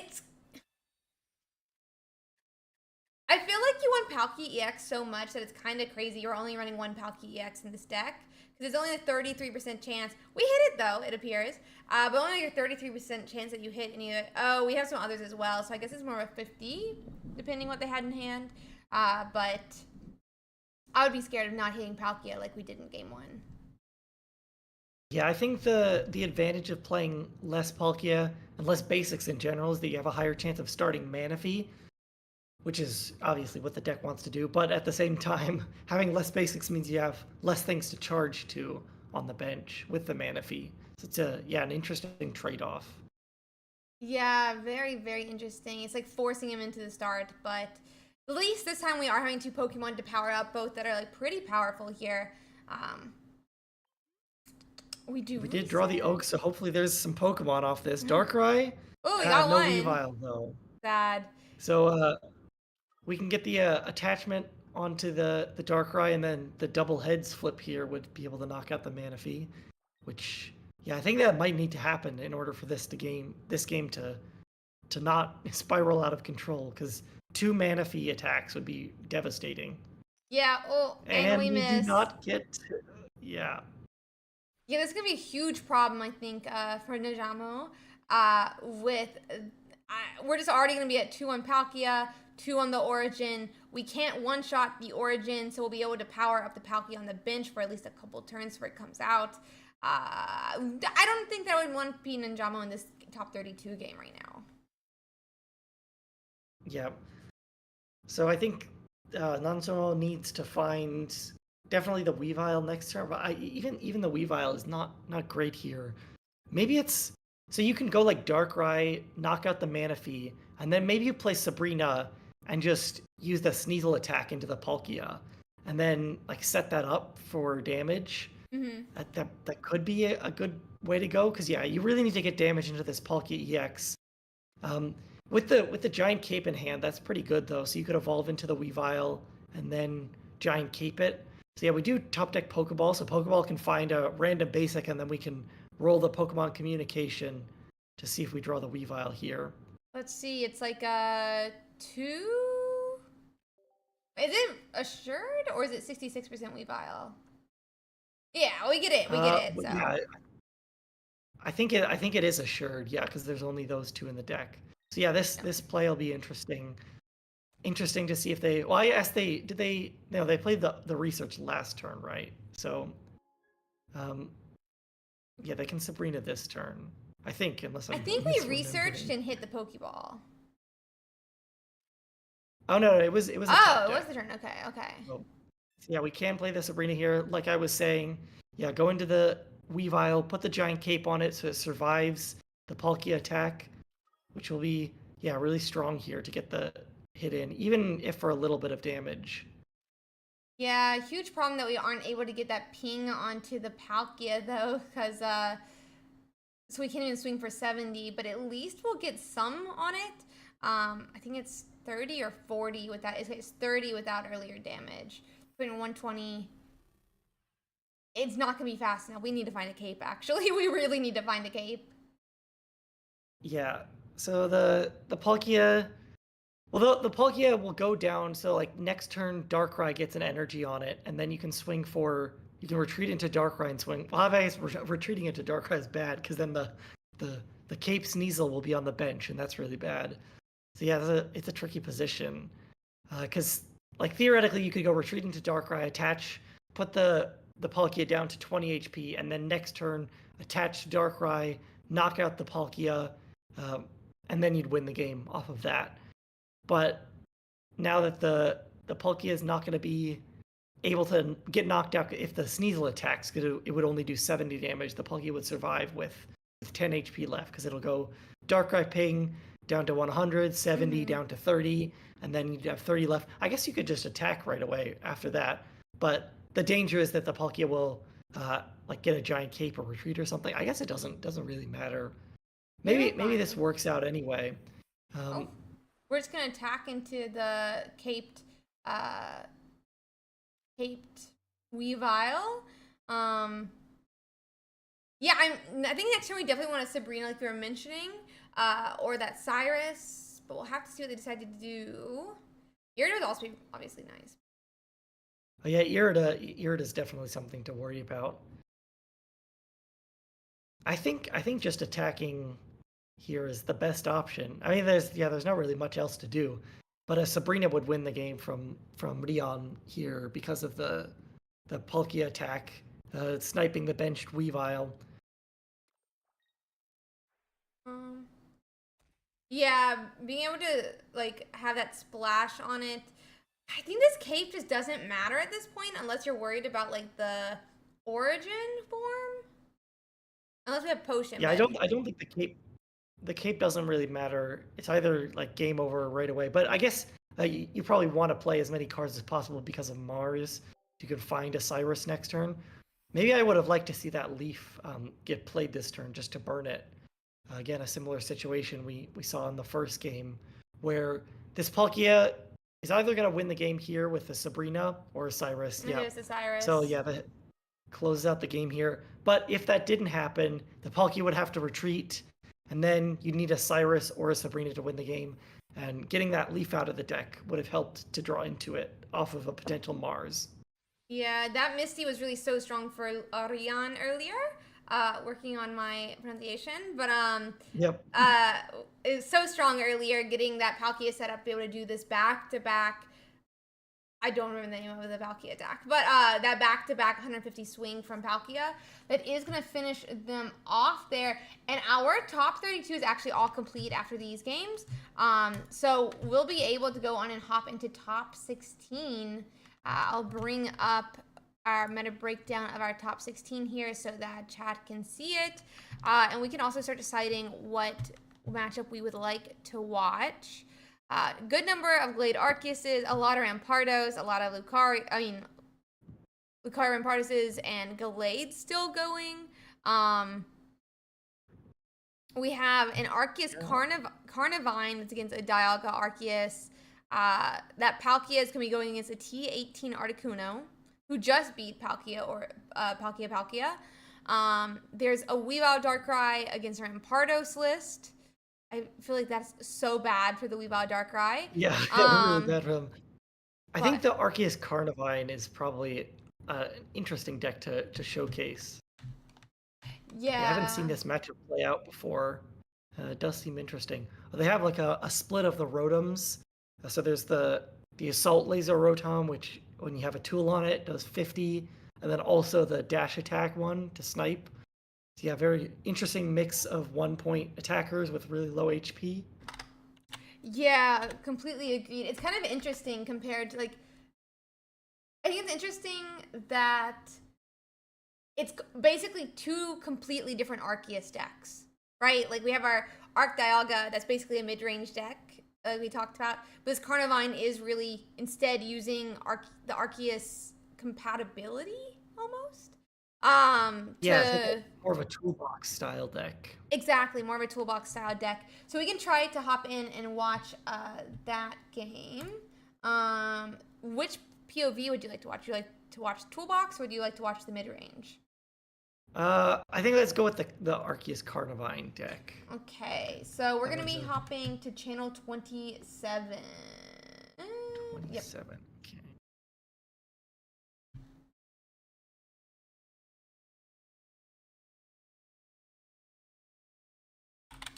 All right, getting that stream online. Yeah, it looks like, yeah, very, very interesting toolbox of attackers with this Carnivine deck. And then we'll have the opponent's deck. Pulling up that deck list right now.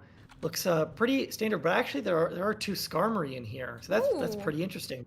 See a little fight of the 1-point Pokemon. We don't see Skarmory every day in the Dialga Arceus archetype. Yeah, I completely agree. I think there's one other player, I think it's like AZ7eem, who is also running some Skarmory in it. But I think it's really interesting to get some of those oh god, I can't think of the word for it in Pokemon, but like they just immediately attack and they're putting a lot of damage out really fast. Yeah, just aggressive, I Yeah. guess. Yeah. In when I played Arcana for a little bit, people be like, "Oh, there's the ones that go under the curve," I guess is the way to put it. Like super Yeah, aggro. yeah. But and then I'm just getting up that. Yeah, I guess game. some of those terms probably apply a little bit more to Pocket than the main game, because in the main game we just have so much energy acceleration effects right now, at least, that yeah, it doesn't really matter the cost of the attack. It kind of matters what support Pokemon you're using to charge up your attackers, like we saw with the Gardevoir Mewtwo deck. But yeah, in Pocket, these like single energy attachments do really make a big difference. Yeah, or even like evolutions. Pokemon, the physical card game, doesn't. I mean, we have evolutions, but you have rare candy that basically subverts your middle stage. Or I guess there's like the tree stadium that lets you go all the way to stage 2. Versus like in Pocket, you actually do have to evolve hand by hand by hand. People are always like, Ursi, what if they made rare candy? And I'm like, please don't. Please don't. I don't want it. I do not want it. Oh, I forgot our names, but our player that we're going to be watching their point of view is actually going to be going first here. But with Skarmory, we're going to be completely fine, honestly. Or with 1-point attackers. Maybe we actually would still like to go second then. But let's see here. Yeah, I think both these decks probably want to go second at this point, but the double Arceus start, I think not ideal for either player. I think both would like that, like either the Dialga or the Skarmory. But and then in this case, one of the single point attackers. At least we do find some good draw with that Professor's research getting a Carnivine into play already, which is really good. And there's the Leaf in hand for next turn to start putting on pressure pretty early. Yeah. Let's see here.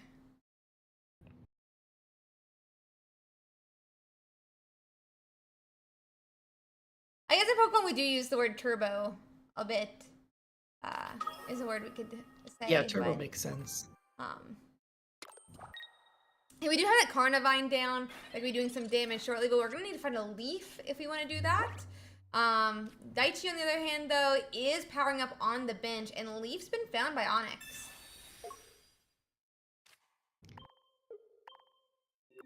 Yeah, so the first attack here is going to go with this Carnivine. The Arceus Dialga player was not able to find a Dialga to get the attachment on, which is really unfortunate. Yeah. Putting them on like a really good block here. And this Carnivine damage is going to make a big difference because that Cyrus in the hand, it's got out of range of even surviving with the Giant Cape plus a potion. I would still keep it at 230 or 130. So a full bench Arceus attack later with a Cyrus is going to be able to clean it up if it does move. Yeah, completely agree. And we don't even need any Giovanni since we're going to have some early damage here. I get. Do we run Shaman if we are running Skarmory. No, we're no There's no Shaman, shame in so. the list. Yep. And only one potion, so there's no world where we get above that 130 mark that Arceus can do without even a Cyrus. Second Carnivine as well, Yep. and with all these one-pointers, Onyx is fine giving up 2 to 3 Pokemon, or sorry, 2 Pokemon, not 3, that's the end of the game, before he really needs to bring up that 140 damage, 140 health Arceus. We need to retreat this turn from Daichi, or I think this first Arceus is going down. Yeah, it's looking pretty rough. There's no option for a Sabrina here because the bench Carnivine protects from that as well to hit into the Arceus, which is what you really want to be doing here is start applying pressure onto that and get it knocked out before it can do a big hit. So yeah, this is a very rough spot to be in. Yeah, we'll have to see if they have that leaf come down. Leaf does appear, but even then, like, it's just, as you said, a Cyrus away.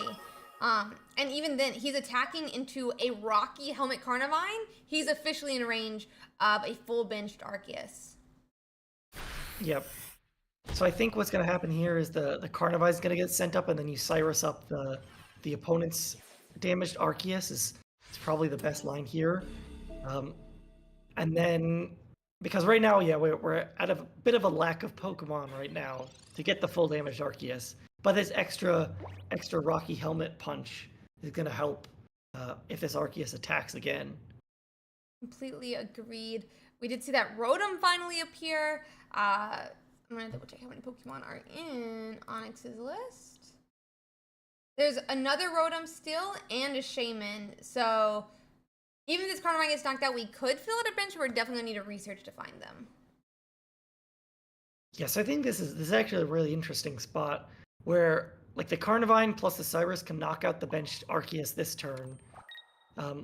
But then, yeah, you'd run out of energy attachments. Oh, this is interesting as stall play. I don't know if we needed to go for this. Because, so theoretically, you could go attach to the Carnivine, knock out this Arceus, then you get knocked out, your Carnivine, and then you just pass with your Arceus active during the next turn. And then you try to fill your full bench on the following turn to get the one shot on the Arceus EX. Whereas this play is kind of going for if you don't have Leaf, I'm in a really good spot here. But there are 2 Leafs in Daiki's list, which is not great. But I think they haven't really played that many professors researches yet. So yeah, the deck hasn't been thinned out that much. So yeah, I guess this is a very interesting play to go for. We'll see if it pays off. Yeah, I can see some concerns that would lead us to having to stall like this. It would be nice to go in and take 2 points. I'm going to state that. Like, it'd be really nice to go and take 2 points. But I do think we are going to really need I mean, we need 2 basics, essentially, right? Not just one to be able to swing here. Looks like we're going to go in and pass. We do find an Arceus that can help fill in the bench, but like, where are our researches? Where are our other Pokemon? Like, hello, this is an Arceus deck in the end. Yep. Okay, only 50. And what if there's a Giovanni? Okay. Yep. Yeah, the Carnivine getting the Arceus getting the giant cape is like really bad for this whole trapping play, because we need it to stick for another turn basically, but it can't because the Arceus just retreats. Yeah. So we'll have to find another Geo or another Cyrus, I guess. I guess a Sabrina would also work because the Skarmory is gonna get. Well, you kind of want a combo like Cyrus into Sabrina, knock out this Arceus into a knockout on a Skarmory. Yeah, that was definitely a possibility. Even if we'd like gone on an attack, I guess we could have like potentially tried to push into Skarmory. Cape comes down. We are gonna need our Giovanni again to knock out. Well, we won't because of Rocky Helmet. But yep. With 2 Pokemon, you need to draw a basic though. Yeah, we could draw a Giovanni or a basic because we could do 110 and then do the extra 10 with Giovanni. So I guess there's like I think the odds are probably pretty good because we have researches, all the basics are out, Giovanni's an out. We've only played 1 Pokeball, so that's another out. True, Yeah, true. the odds aren't terrible. I need to know the full deck size to check, but Yeah, yeah, it's it's like pretty good chance we get the one shot on this Arceus, and then that probably seals the game. 100%.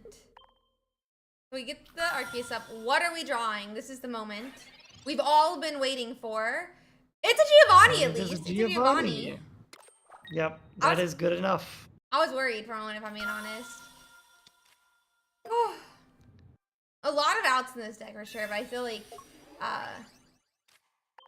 a good thing. It's a good thing. Yeah, really well played game in the end. This game isn't over though yet.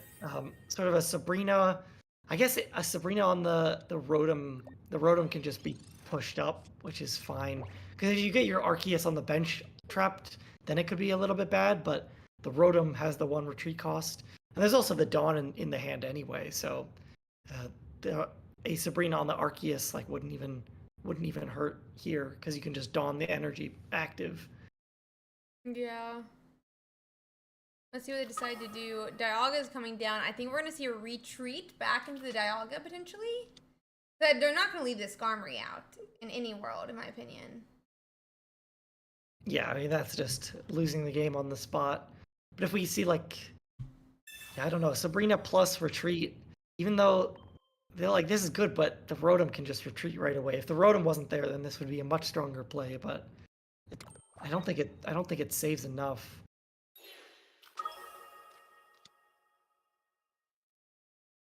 Yeah, the Rotom's gonna retreat. We can see the Arceus come back up, get a hit on the Dialga, and then no matter what, I think it's game on board because none of these Pokemon can survive two Arceus attacks. Like after the Arceus attacks into the Dialga, nothing can survive after that. Yeah, I completely agree. Oh, and we hit the other Rotom, which means we can just snipe, right? Wait, we need to retreat though. We can't Yep. retreat. We actually have a Dawn. So what we Gone, yeah. Yeah, we can retreat Dawn up to the Rotom, and now we can snipe the bench. Yeah, this was a really good way to close out the game this turn. I think it was over either way, but yeah, might as well get it over turn earlier. That's gonna be that game one. Really cool to see. Love to see those different Rotoms being used.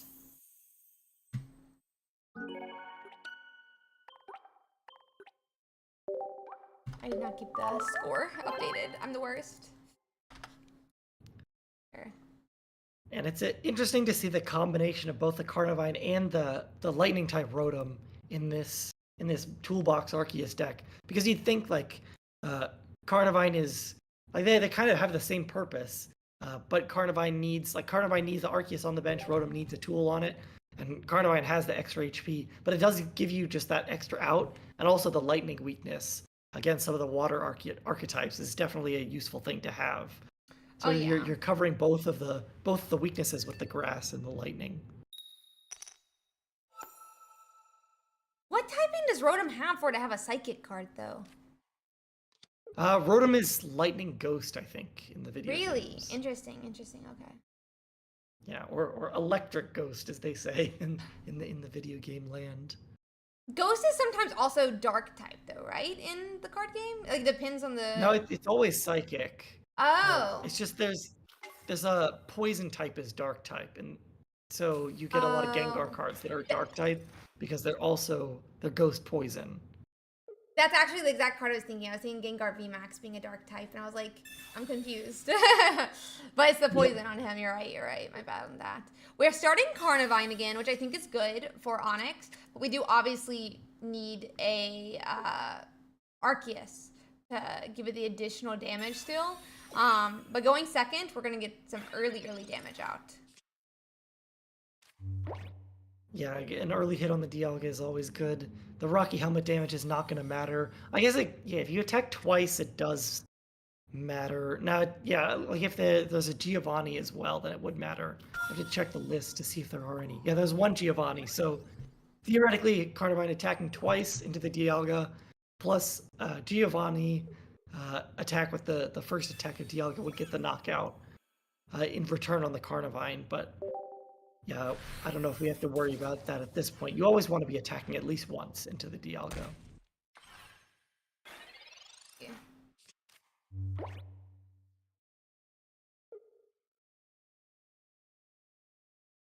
Sorry that I don't remember every single typing, guys. But It's chat flaming you, yeah, yeah. they said I always knew Ursi was a fake fan. Don't Mm, remember every typing. Sorry. Especially because I played card game for 2 years and everything's very different. But I think we do just attack into this again. Uh, it does bring us to 40 health, and like you're saying, that Giovanni does knock out. But assuming there's no Giovanni, we get KO the next turn, even if we give up a point. yep. Second Rotom. Yeah, it's funny. I never know any of the like the newest generation of Pokemon and before they print the cards of them. I don't even know. I don't know their typings. I don't know that they even like really exist No. at all, which is funny. Uh, so yeah, I'm always seeing like I remember when Arcaludon came out, the first card. That was an interesting. I had no idea that Pokemon existed. All the Paradox ones were so weird as well.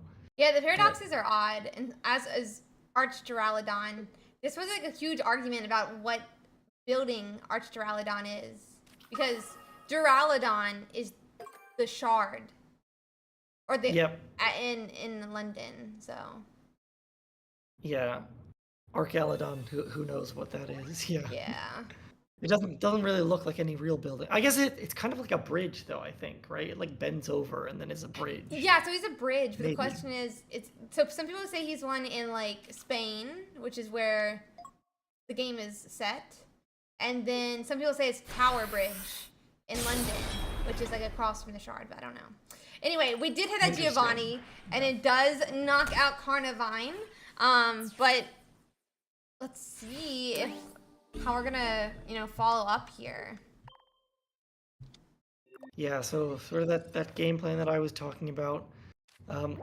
This Rotom is a perfect draw here. That's like a great finisher for this Dialga. I mean, actually, it's not amazing because then you'd lose to Sabrina on the next turn from the like you'd lose with 2 Arceus attacks plus a Sabrina. Whereas we really want the energy on this Arceus. So I guess yeah, you can attach to the Arceus and just pass for the turn. That's one option. The other option is to go for the knockout with this Rotom. But then the Arceus is not going to be able to respond to Daichiki's Arceus attacking back. So yeah, it looks like we're just going with the attachment and the pass. Let's see. Yeah, I think that's probably the safer choice. I don't know how much the snipe damage is, if I'm being honest. But It's 20 damage. okay, it's 20. Yeah. But so then we go and take out the snipe damage. I mean, we can always Cyrus up the Dialga later, but going on and knocking that out seems like a good point. And we're on taking our second point.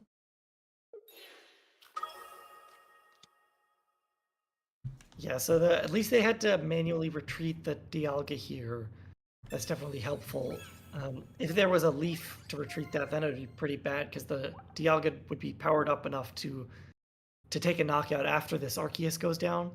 There's also the Skarmory on the bench, which, yeah, I think this is looking really good for Daichiki here with the metal Arceus deck.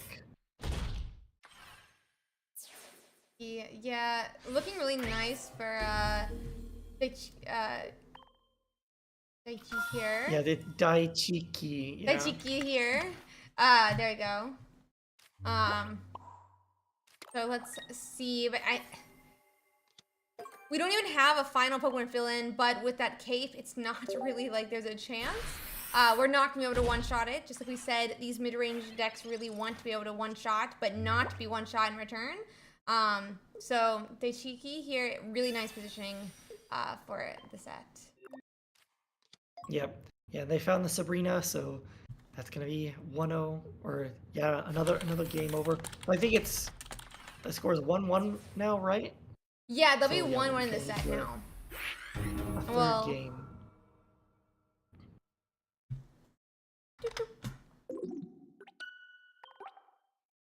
Yeah, another Japanese pronunciation thing. If you're if like one of the sounds like chi is followed by another sound where you don't, there's a difference between sounds where you like use your vocal cords or don't. So dai chi ki, like in chi and ki, you don't use your vocal cords for like the first sound. So they actually like kind of get rid of the e sound. So it's Huh. not like dai chi ki, it's more like dai chi ki. Daichiki? Um, Daichiki. It's like as if you Interesting. had like CHKI, basically. It's cool Um, to see how different languages deal with I can't like phonemes yeah, and stuff yeah, like yeah. that. It's really interesting. I do some work in deepfakes. So my first papers was actually, well, not my paper. The paper I assisted on was on audio deepfakes. And so, like, Oh, one really? thing we had to look at was like pronunciation of phonemes and like phonemes in words. So it's always really cool to see stuff like that. But Yep. we're getting directly into game 3 now. So let's see here. Okay, back, bro. We get the Rocky helmet every game. I feel like right Yep. here, but we'll have to see if Dechiki here will find their tool for Skarmory if they want to be swinging for 50. So, not gonna be as good of a trade-off Yeah. for Onyx though, since it's only a 1 point versus 1 pointer. I feel like it's much nicer to be swinging into those 2 pointers with these baby mons. Yeah, it's like a reverse of the game one where we had the double Arceus start. Now in Mm-hmm. this scenario, it's the double one pointers. Yeah, it's a like not great for either play that the opponent's active has 80 HP because you'd really want to get like a Giovanni um, plus the attack in because then the Rocky helmet would finish off the opponents. Um, so yeah, we'll see if the top deck Giovanni would have been really good there. Well, I guess we need the Arceus as well to get the damage boost from the Yeah. Carnivine. Really great point as well. Where is our Arceus? Yeah. I guess this is like one game where you might have wanted to start with this Rotom that doesn't depend on Arceus, but you have the tool. I don't know. Cool. Would Yeah, we you could go burn a like leaf here? giant cape. Maybe. It's also you could also hit into the opponent's benched Arceus with the Rotom attack, like the snipe one. That's also an option. Yeah. Yeah, I think maybe going for yeah this leaf Rotom attack seems good. You obviously need to use the giant cape here, which isn't ideal, but it's probably worth it. How do you put a helmet on that thing? The Carnivine. I don't know where it would go. I don't know where it would go. Let's see. So we do knock out those Skarmory really simply with this extra Rotom, getting us our first point. Arceus is coming up here at what? 0 energies? No, yeah, 0 energies right now. So we'll have a couple turns where we can swing into Arceus. Someone in chat just pointed out I've been saying we've both been saying the chi and ki backwards, so it's actually dai Oopsie. chi, not dai chi. Yeah, sorry.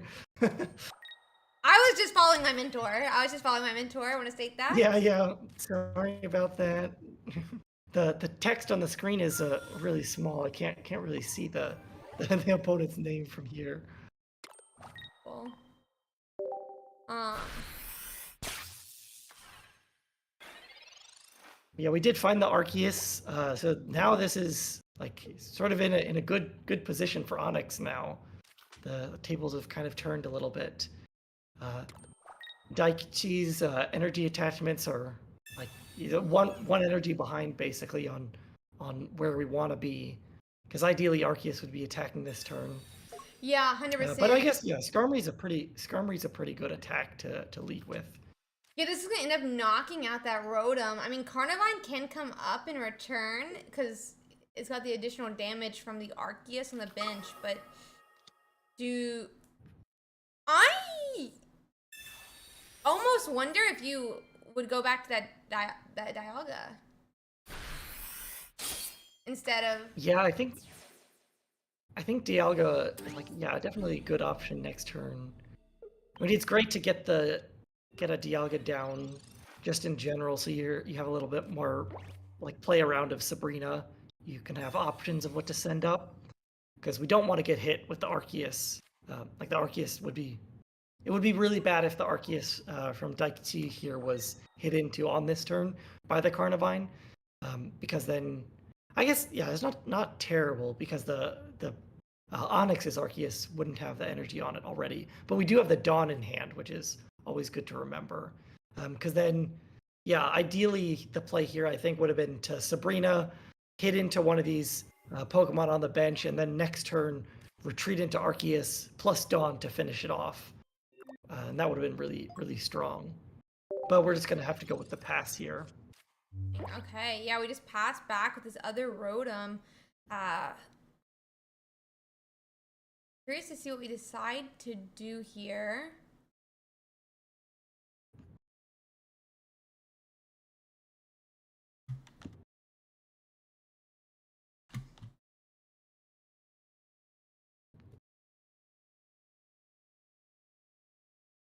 See. Yeah, I think Onyx is in a really good position this game because they're going to be able to Sabrina into one of these EX Pokemon immediately. Actually, though, yeah. So the Skarmory, yeah, Skarmory can't knock out the Rotom here. If it could, that would be great. But, yeah, then you'd only need a Sabrina to win. Yeah. So yeah, it's a. I think Onyx is like one turn ahead here. Yeah, even with like the energies, it feels like that as well. I mean, he doesn't have an energy on any of those like basic mons. Or not, they're all basics. What am I saying? Like the baby one pointers. But Arceus is almost ready to go. It doesn't like too. I'm a little surprised we put up the Carnivine instead of the Shaman, but yeah, I'm surprised as well. I guess maybe it doesn't actually matter because there's only one Sabrina in the list, and so there's a one Cyrus, but the Cyrus can't bring up one of these one pointers. So yeah, it's gonna be fine because I think if you put up the Shaman, then Shaman's ability only works when it's on the bench. I'm pretty sure, so you can't just free retreat with it. Oh, is this but I guess you could put up the Rotom and free retreat with, or no, that started. I didn't realize this was the retreat yeah, it's the other one. Oh, yeah, you're right. The retreat Shaman. Okay. So, yeah, then there wouldn't be a way to retreat off of this. Yeah, so this was the correct choice here because now Sabrina, like I was saying, gets the first hit into one of these EX Pokemon, and now Onyx is in a really good spot to win the game here. I think like Dialga has to come up here, and then you have to find a leaf to move it to be able to go back into the Arceus. I don't think sending up the Arceus is fast enough. I guess yeah, we'll have to see if I'm proven wrong here. Yeah, especially with the Arceus gets hit into. Yeah. Maybe I guess this works fine either way because you retreat the Arceus into Skarmory and hit with Skarmory this turn, and there's no risk of like potion being found. Maybe yeah, there's no potion in the list, so. We can always just retreat back to this Rotom and knock out as well, right? With the snipe, if we don't find a cape for. Yeah, true. The Rotom exists. So yeah, they need to find a cape or a potion plus a leaf to retreat. And if we don't have both of those pieces in this 3-card hand, I think it's Onyx has pretty much sealed the game. Like a Sabrina would win from Daikichi here, but there's no more Sabrina in his list, so. That's not going to happen, unfortunately. Yeah.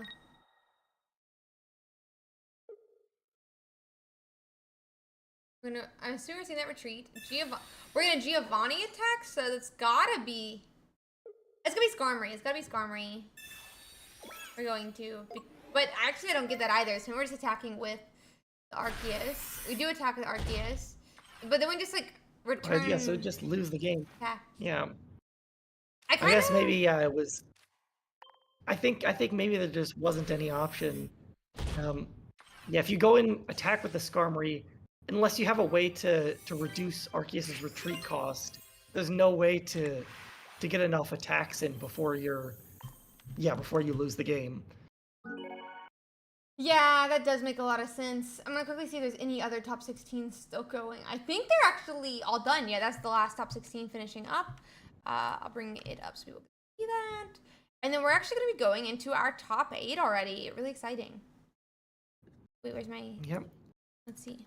Let's see what matchups ended up surviving. Cinna beat another Gallade.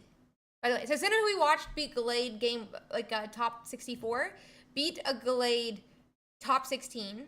They're gonna be going into Rampardos, which I'm surprised that they're doing so well into it. ST, Yeah, both of our Gallades got eliminated. That's kind of crazy. kind of crazy for sure. The other Gallade went into Rampardos at least, which I guess makes sense since it's only got one energy attached to it on Rampardos. But so there's a T18 Articuno versus a Lucario Rampardos. So they're only running one Rampardos. We have an Arceus versus the Carnivine again. Weavile versus Rampardos, and then Dialga versus Lucario Rampardos. I think we should take a look at that Articuno 18 trainer deck now. Get a chance to feature that. We probably want to look at it from the Rampardos side, though, if we can. Perfect. Let's see if we can find that. I'm just going to tell the top 8 that they can start. Top 8 can start. And then we'll try to do our T18 up here from McGain's POV. Misclicking. So from their point of view, it's going to be channel 50. So let's go. Boop.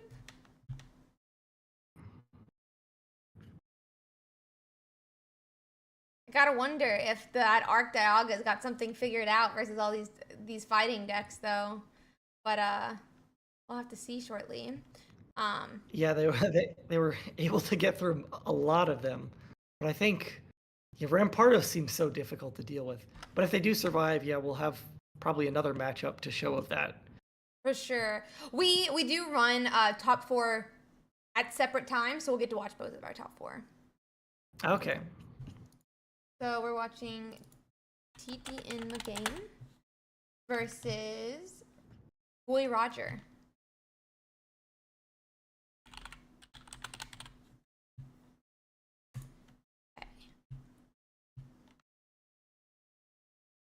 Okay. Right. Yeah. Well, we're waiting for that matchup to start, we can look at the list a little bit. Yeah, there is your favorite red card in the Articuno 18 trainer deck. It is my favorite. I think in the 18 trainer decks, red card makes a lot of sense. Yeah. Because you really want to be like early game, just get rid of your opponent's hand and try and win as fast as possible.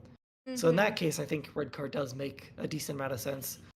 I think Mars would be really good in there, though. I guess by the point like your opponent is taking one knockout, you're probably either winning the game or losing the game at that point.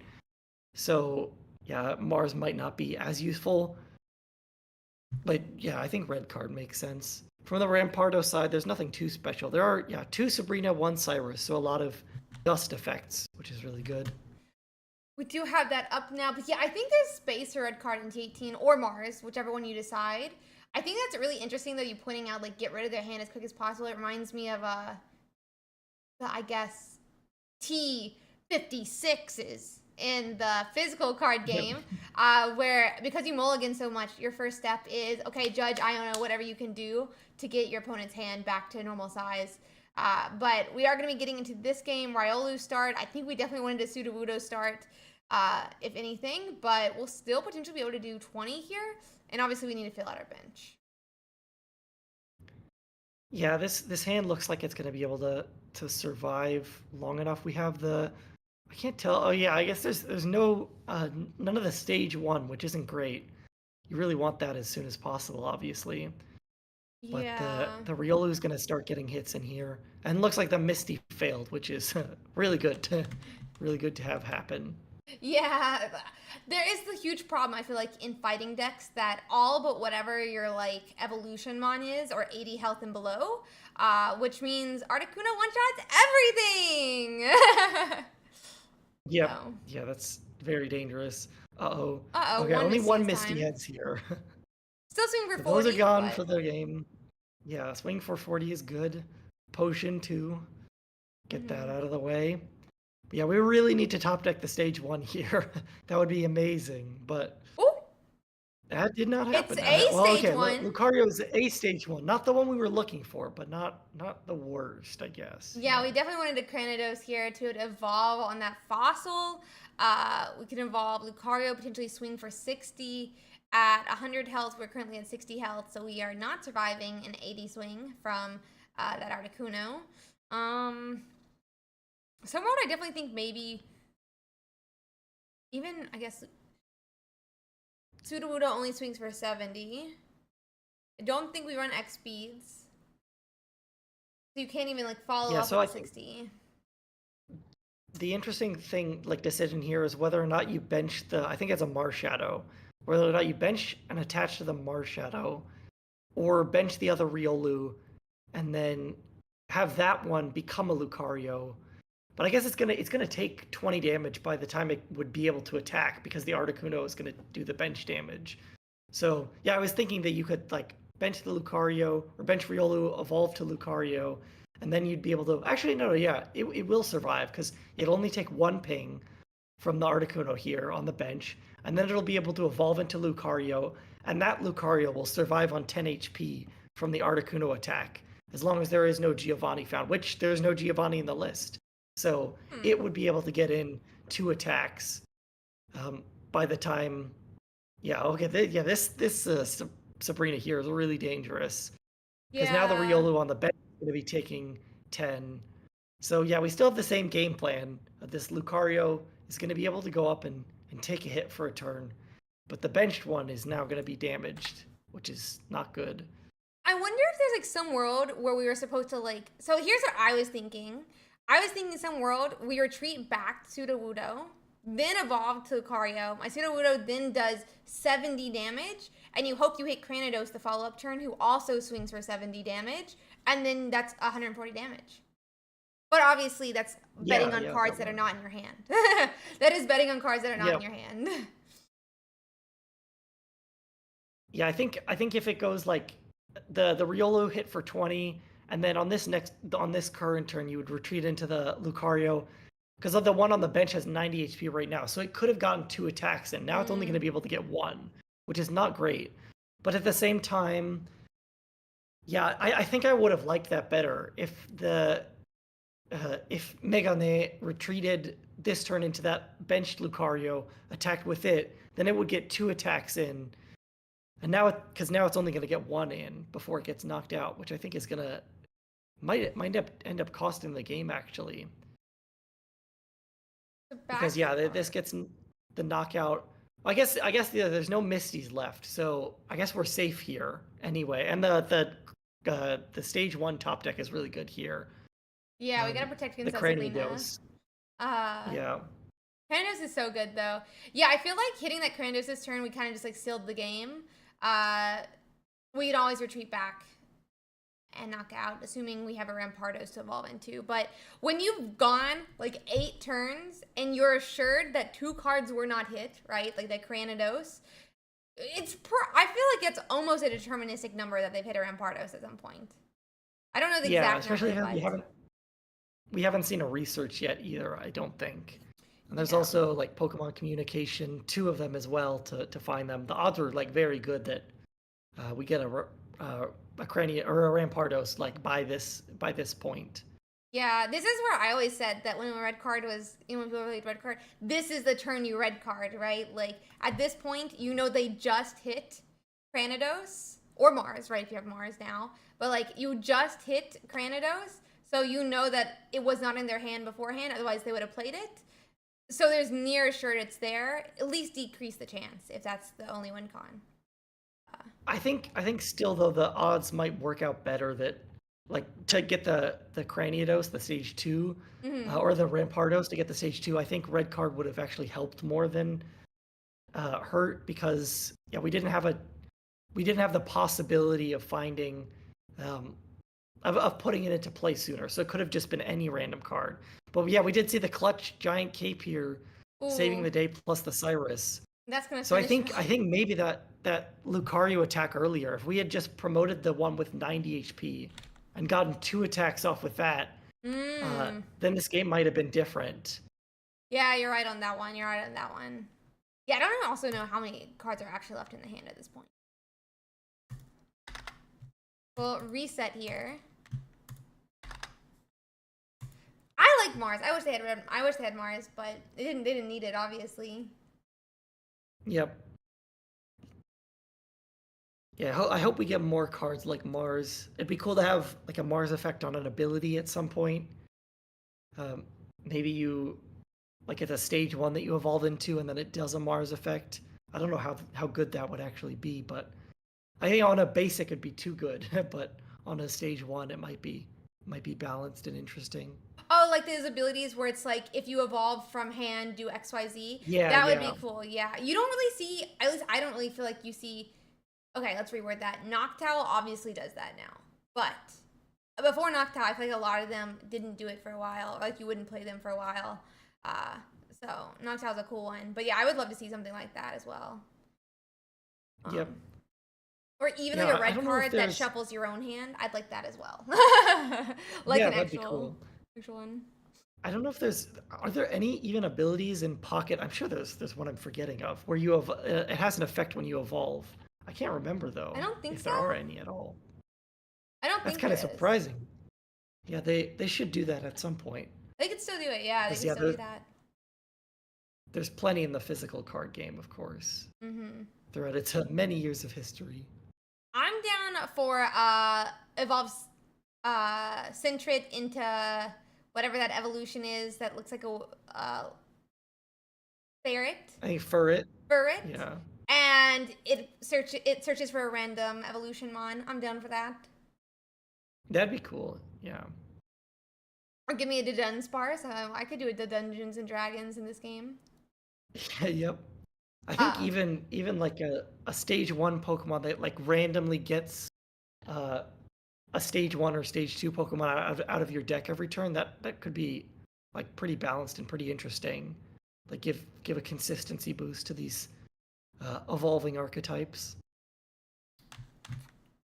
yeah, it'd be interesting to see. Thank you, Georgia, for reminding me about title. Um, but yeah, I'd love to see some evolutions that help with consistency. That'd be like a really cool addition to the game. Yeah, we saw the Gardevoir. Garchomp, which is really the only one that's like any bit of consistency because you yeah like discard a card from your hand and draw one, but that's like on a stage 2 it's just too costly to play as like a consistency engine. Yeah, 6 cards for consistency. By the time you hit your not Gyarados, your Garchomp, it's basically already done. Yep. We look like we might be on Sudowoodo. That's pretty bad for Rampardos list though, because that means you will not be finding a fossil or a spot for a fossil. Though we might be hoping we not just like trade away Granados for Granados, but okay. Yeah. Let's see Yeah, here. there's no basic fossil here, which is really not great. Agreed. Um, And we can't even really attack with this. Yeah, can't attack with the Riolu because it'll just go down. Yeah, there's a I mean, I guess you could just attack with the Riolu and then promote Sudowoodo, and then Sudowoodo gets knocked out, but then Marshadow cleans up. So yeah. maybe that's what's happening here. But I Let's guess take yeah, we're just back. going for the retreat. I don't know if I like this. I think this might have been Oh,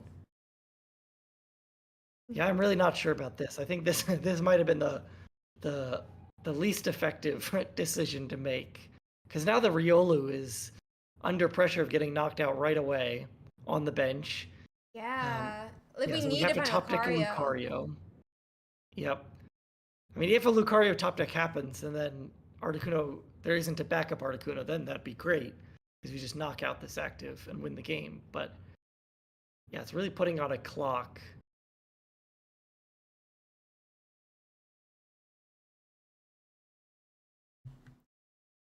I guess we can promote the Riolu this turn, maybe. And then, but then like, Sabrina just wins the game. So yeah, we really need a Lucario top deck here. Oh. And that is not a Lucario That is top not a deck. Lucario. We like need to Yep. knock out, but it's... If we had a Lucario, we also knocked out, which is pretty nice. Oh, I just put that on the wrong character. But... Is there a world where maybe we saved communications because of this? But I don't know. Maybe, yeah. So I mean, the only play to survive here is to retreat into Riolu, but I think it's just too little, too late. Agreed. It seems so difficult to come back from this position, I think. 120, just not enough to save this Riolu. But maybe. Actually, no, we just lose here because there's going to be 2 points taken. Yep. Never mind. Yeah, Never the double mind. knockout. I was going to say, if there's any world that next turn we could knock out, if he doesn't have a basic, he also hits Pokeball, so it doesn't matter, but still, Articuno arrives. Dun dun dun. And that looks like a 2-0 for Goalie Roger. The Articuno 18 trainer deck makes it onto top 4. So we'll end up seeing that again. Hopefully it doesn't win the tournament. I don't like these 18 trainer decks. I feel like we have to be less biased as casters, but no, actually I don't want it to win either. We had a T18 Pachirisu win the weekend I was gone at EUIC, when I was at EUIC. I like Pachirisu. Not sure that I wanted it to win a tournament. But they've been really strong. Like ever since like Mars came out, some of these like stronger supporters, it's really buffing these T18s. That being said, that was actually our last 2 rounds. We were the last game to finish. We were this time the first game to finish. I think Lazo and Onyx are currently against each other, still in game 1. If we want to hop to that. And the other one that's still going, though, is Cinna, who is in at least game 2, but they have beaten Rampardos in game 1.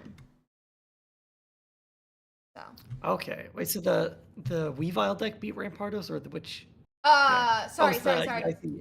The Arc Dialga player that we watched round 1 has been still fighting away, but we could probably hop to this Carnivine game since they are just getting started.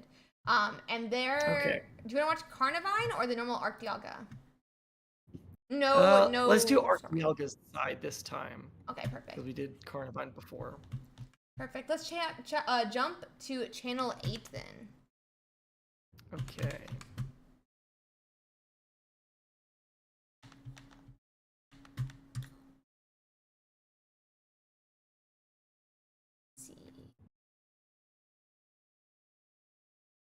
Okay, so we finished game 1. It looks like Arc Dialga does win game 1, and now we'll be getting into their game 2. Perfect timing, honestly. Yep. Yeah, perfect. So yeah, similar matchup that we saw before on the last round, but this time we'll be looking at it from the other side, and a little bit different lists. I think we saw the Skarmory version before. This time it's the Mew EX and the Healing Shaman. Yeah, no Skarmory this time. No Skarmory this time on the Arc Dialga.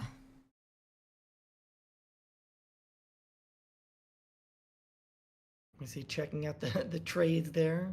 There's an Arceus EX, but I've got so many trades, so many Arceuses at this point from opening packs. Yeah, we gotta get you a Dialga, but it turns out they just didn't mark their wins. So 2-0 went to Lazo. 2-0 went to Lazo. Okay. Never mind. Oh, it did. They just didn't mark their wins at the beginning. And actually, with that, we're gonna be going into our top 4. Okay, perfect. Perfect time. Interesting. So actually, we're gonna be watching, I think, a matchup we did not expect. So the Weavile did win their matchup against Rampardos. which means we will not be watching Senna against a fighting deck to know what their secret sauce is against all these fighting decks that they've beaten in our top cut today. But so we'll be watching them first. Do you want to watch Weavile or Arceus? I don't have a preference. Whatever you would like. You want to watch Weavile? Sure. Let's see where they're streaming real quick. And then we can watch them.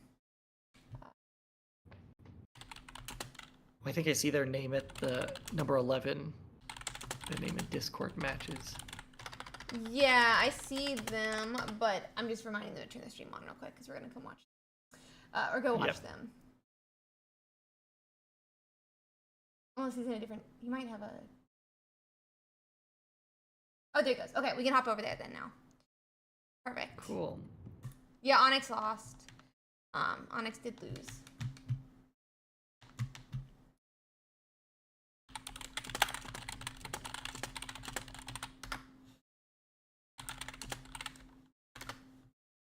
Let me just get all set up for our top 4, and we'll be getting into their game the moment they pop it up.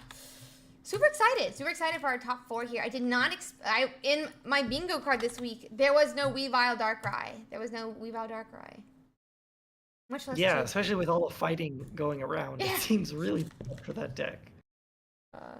Agreed. So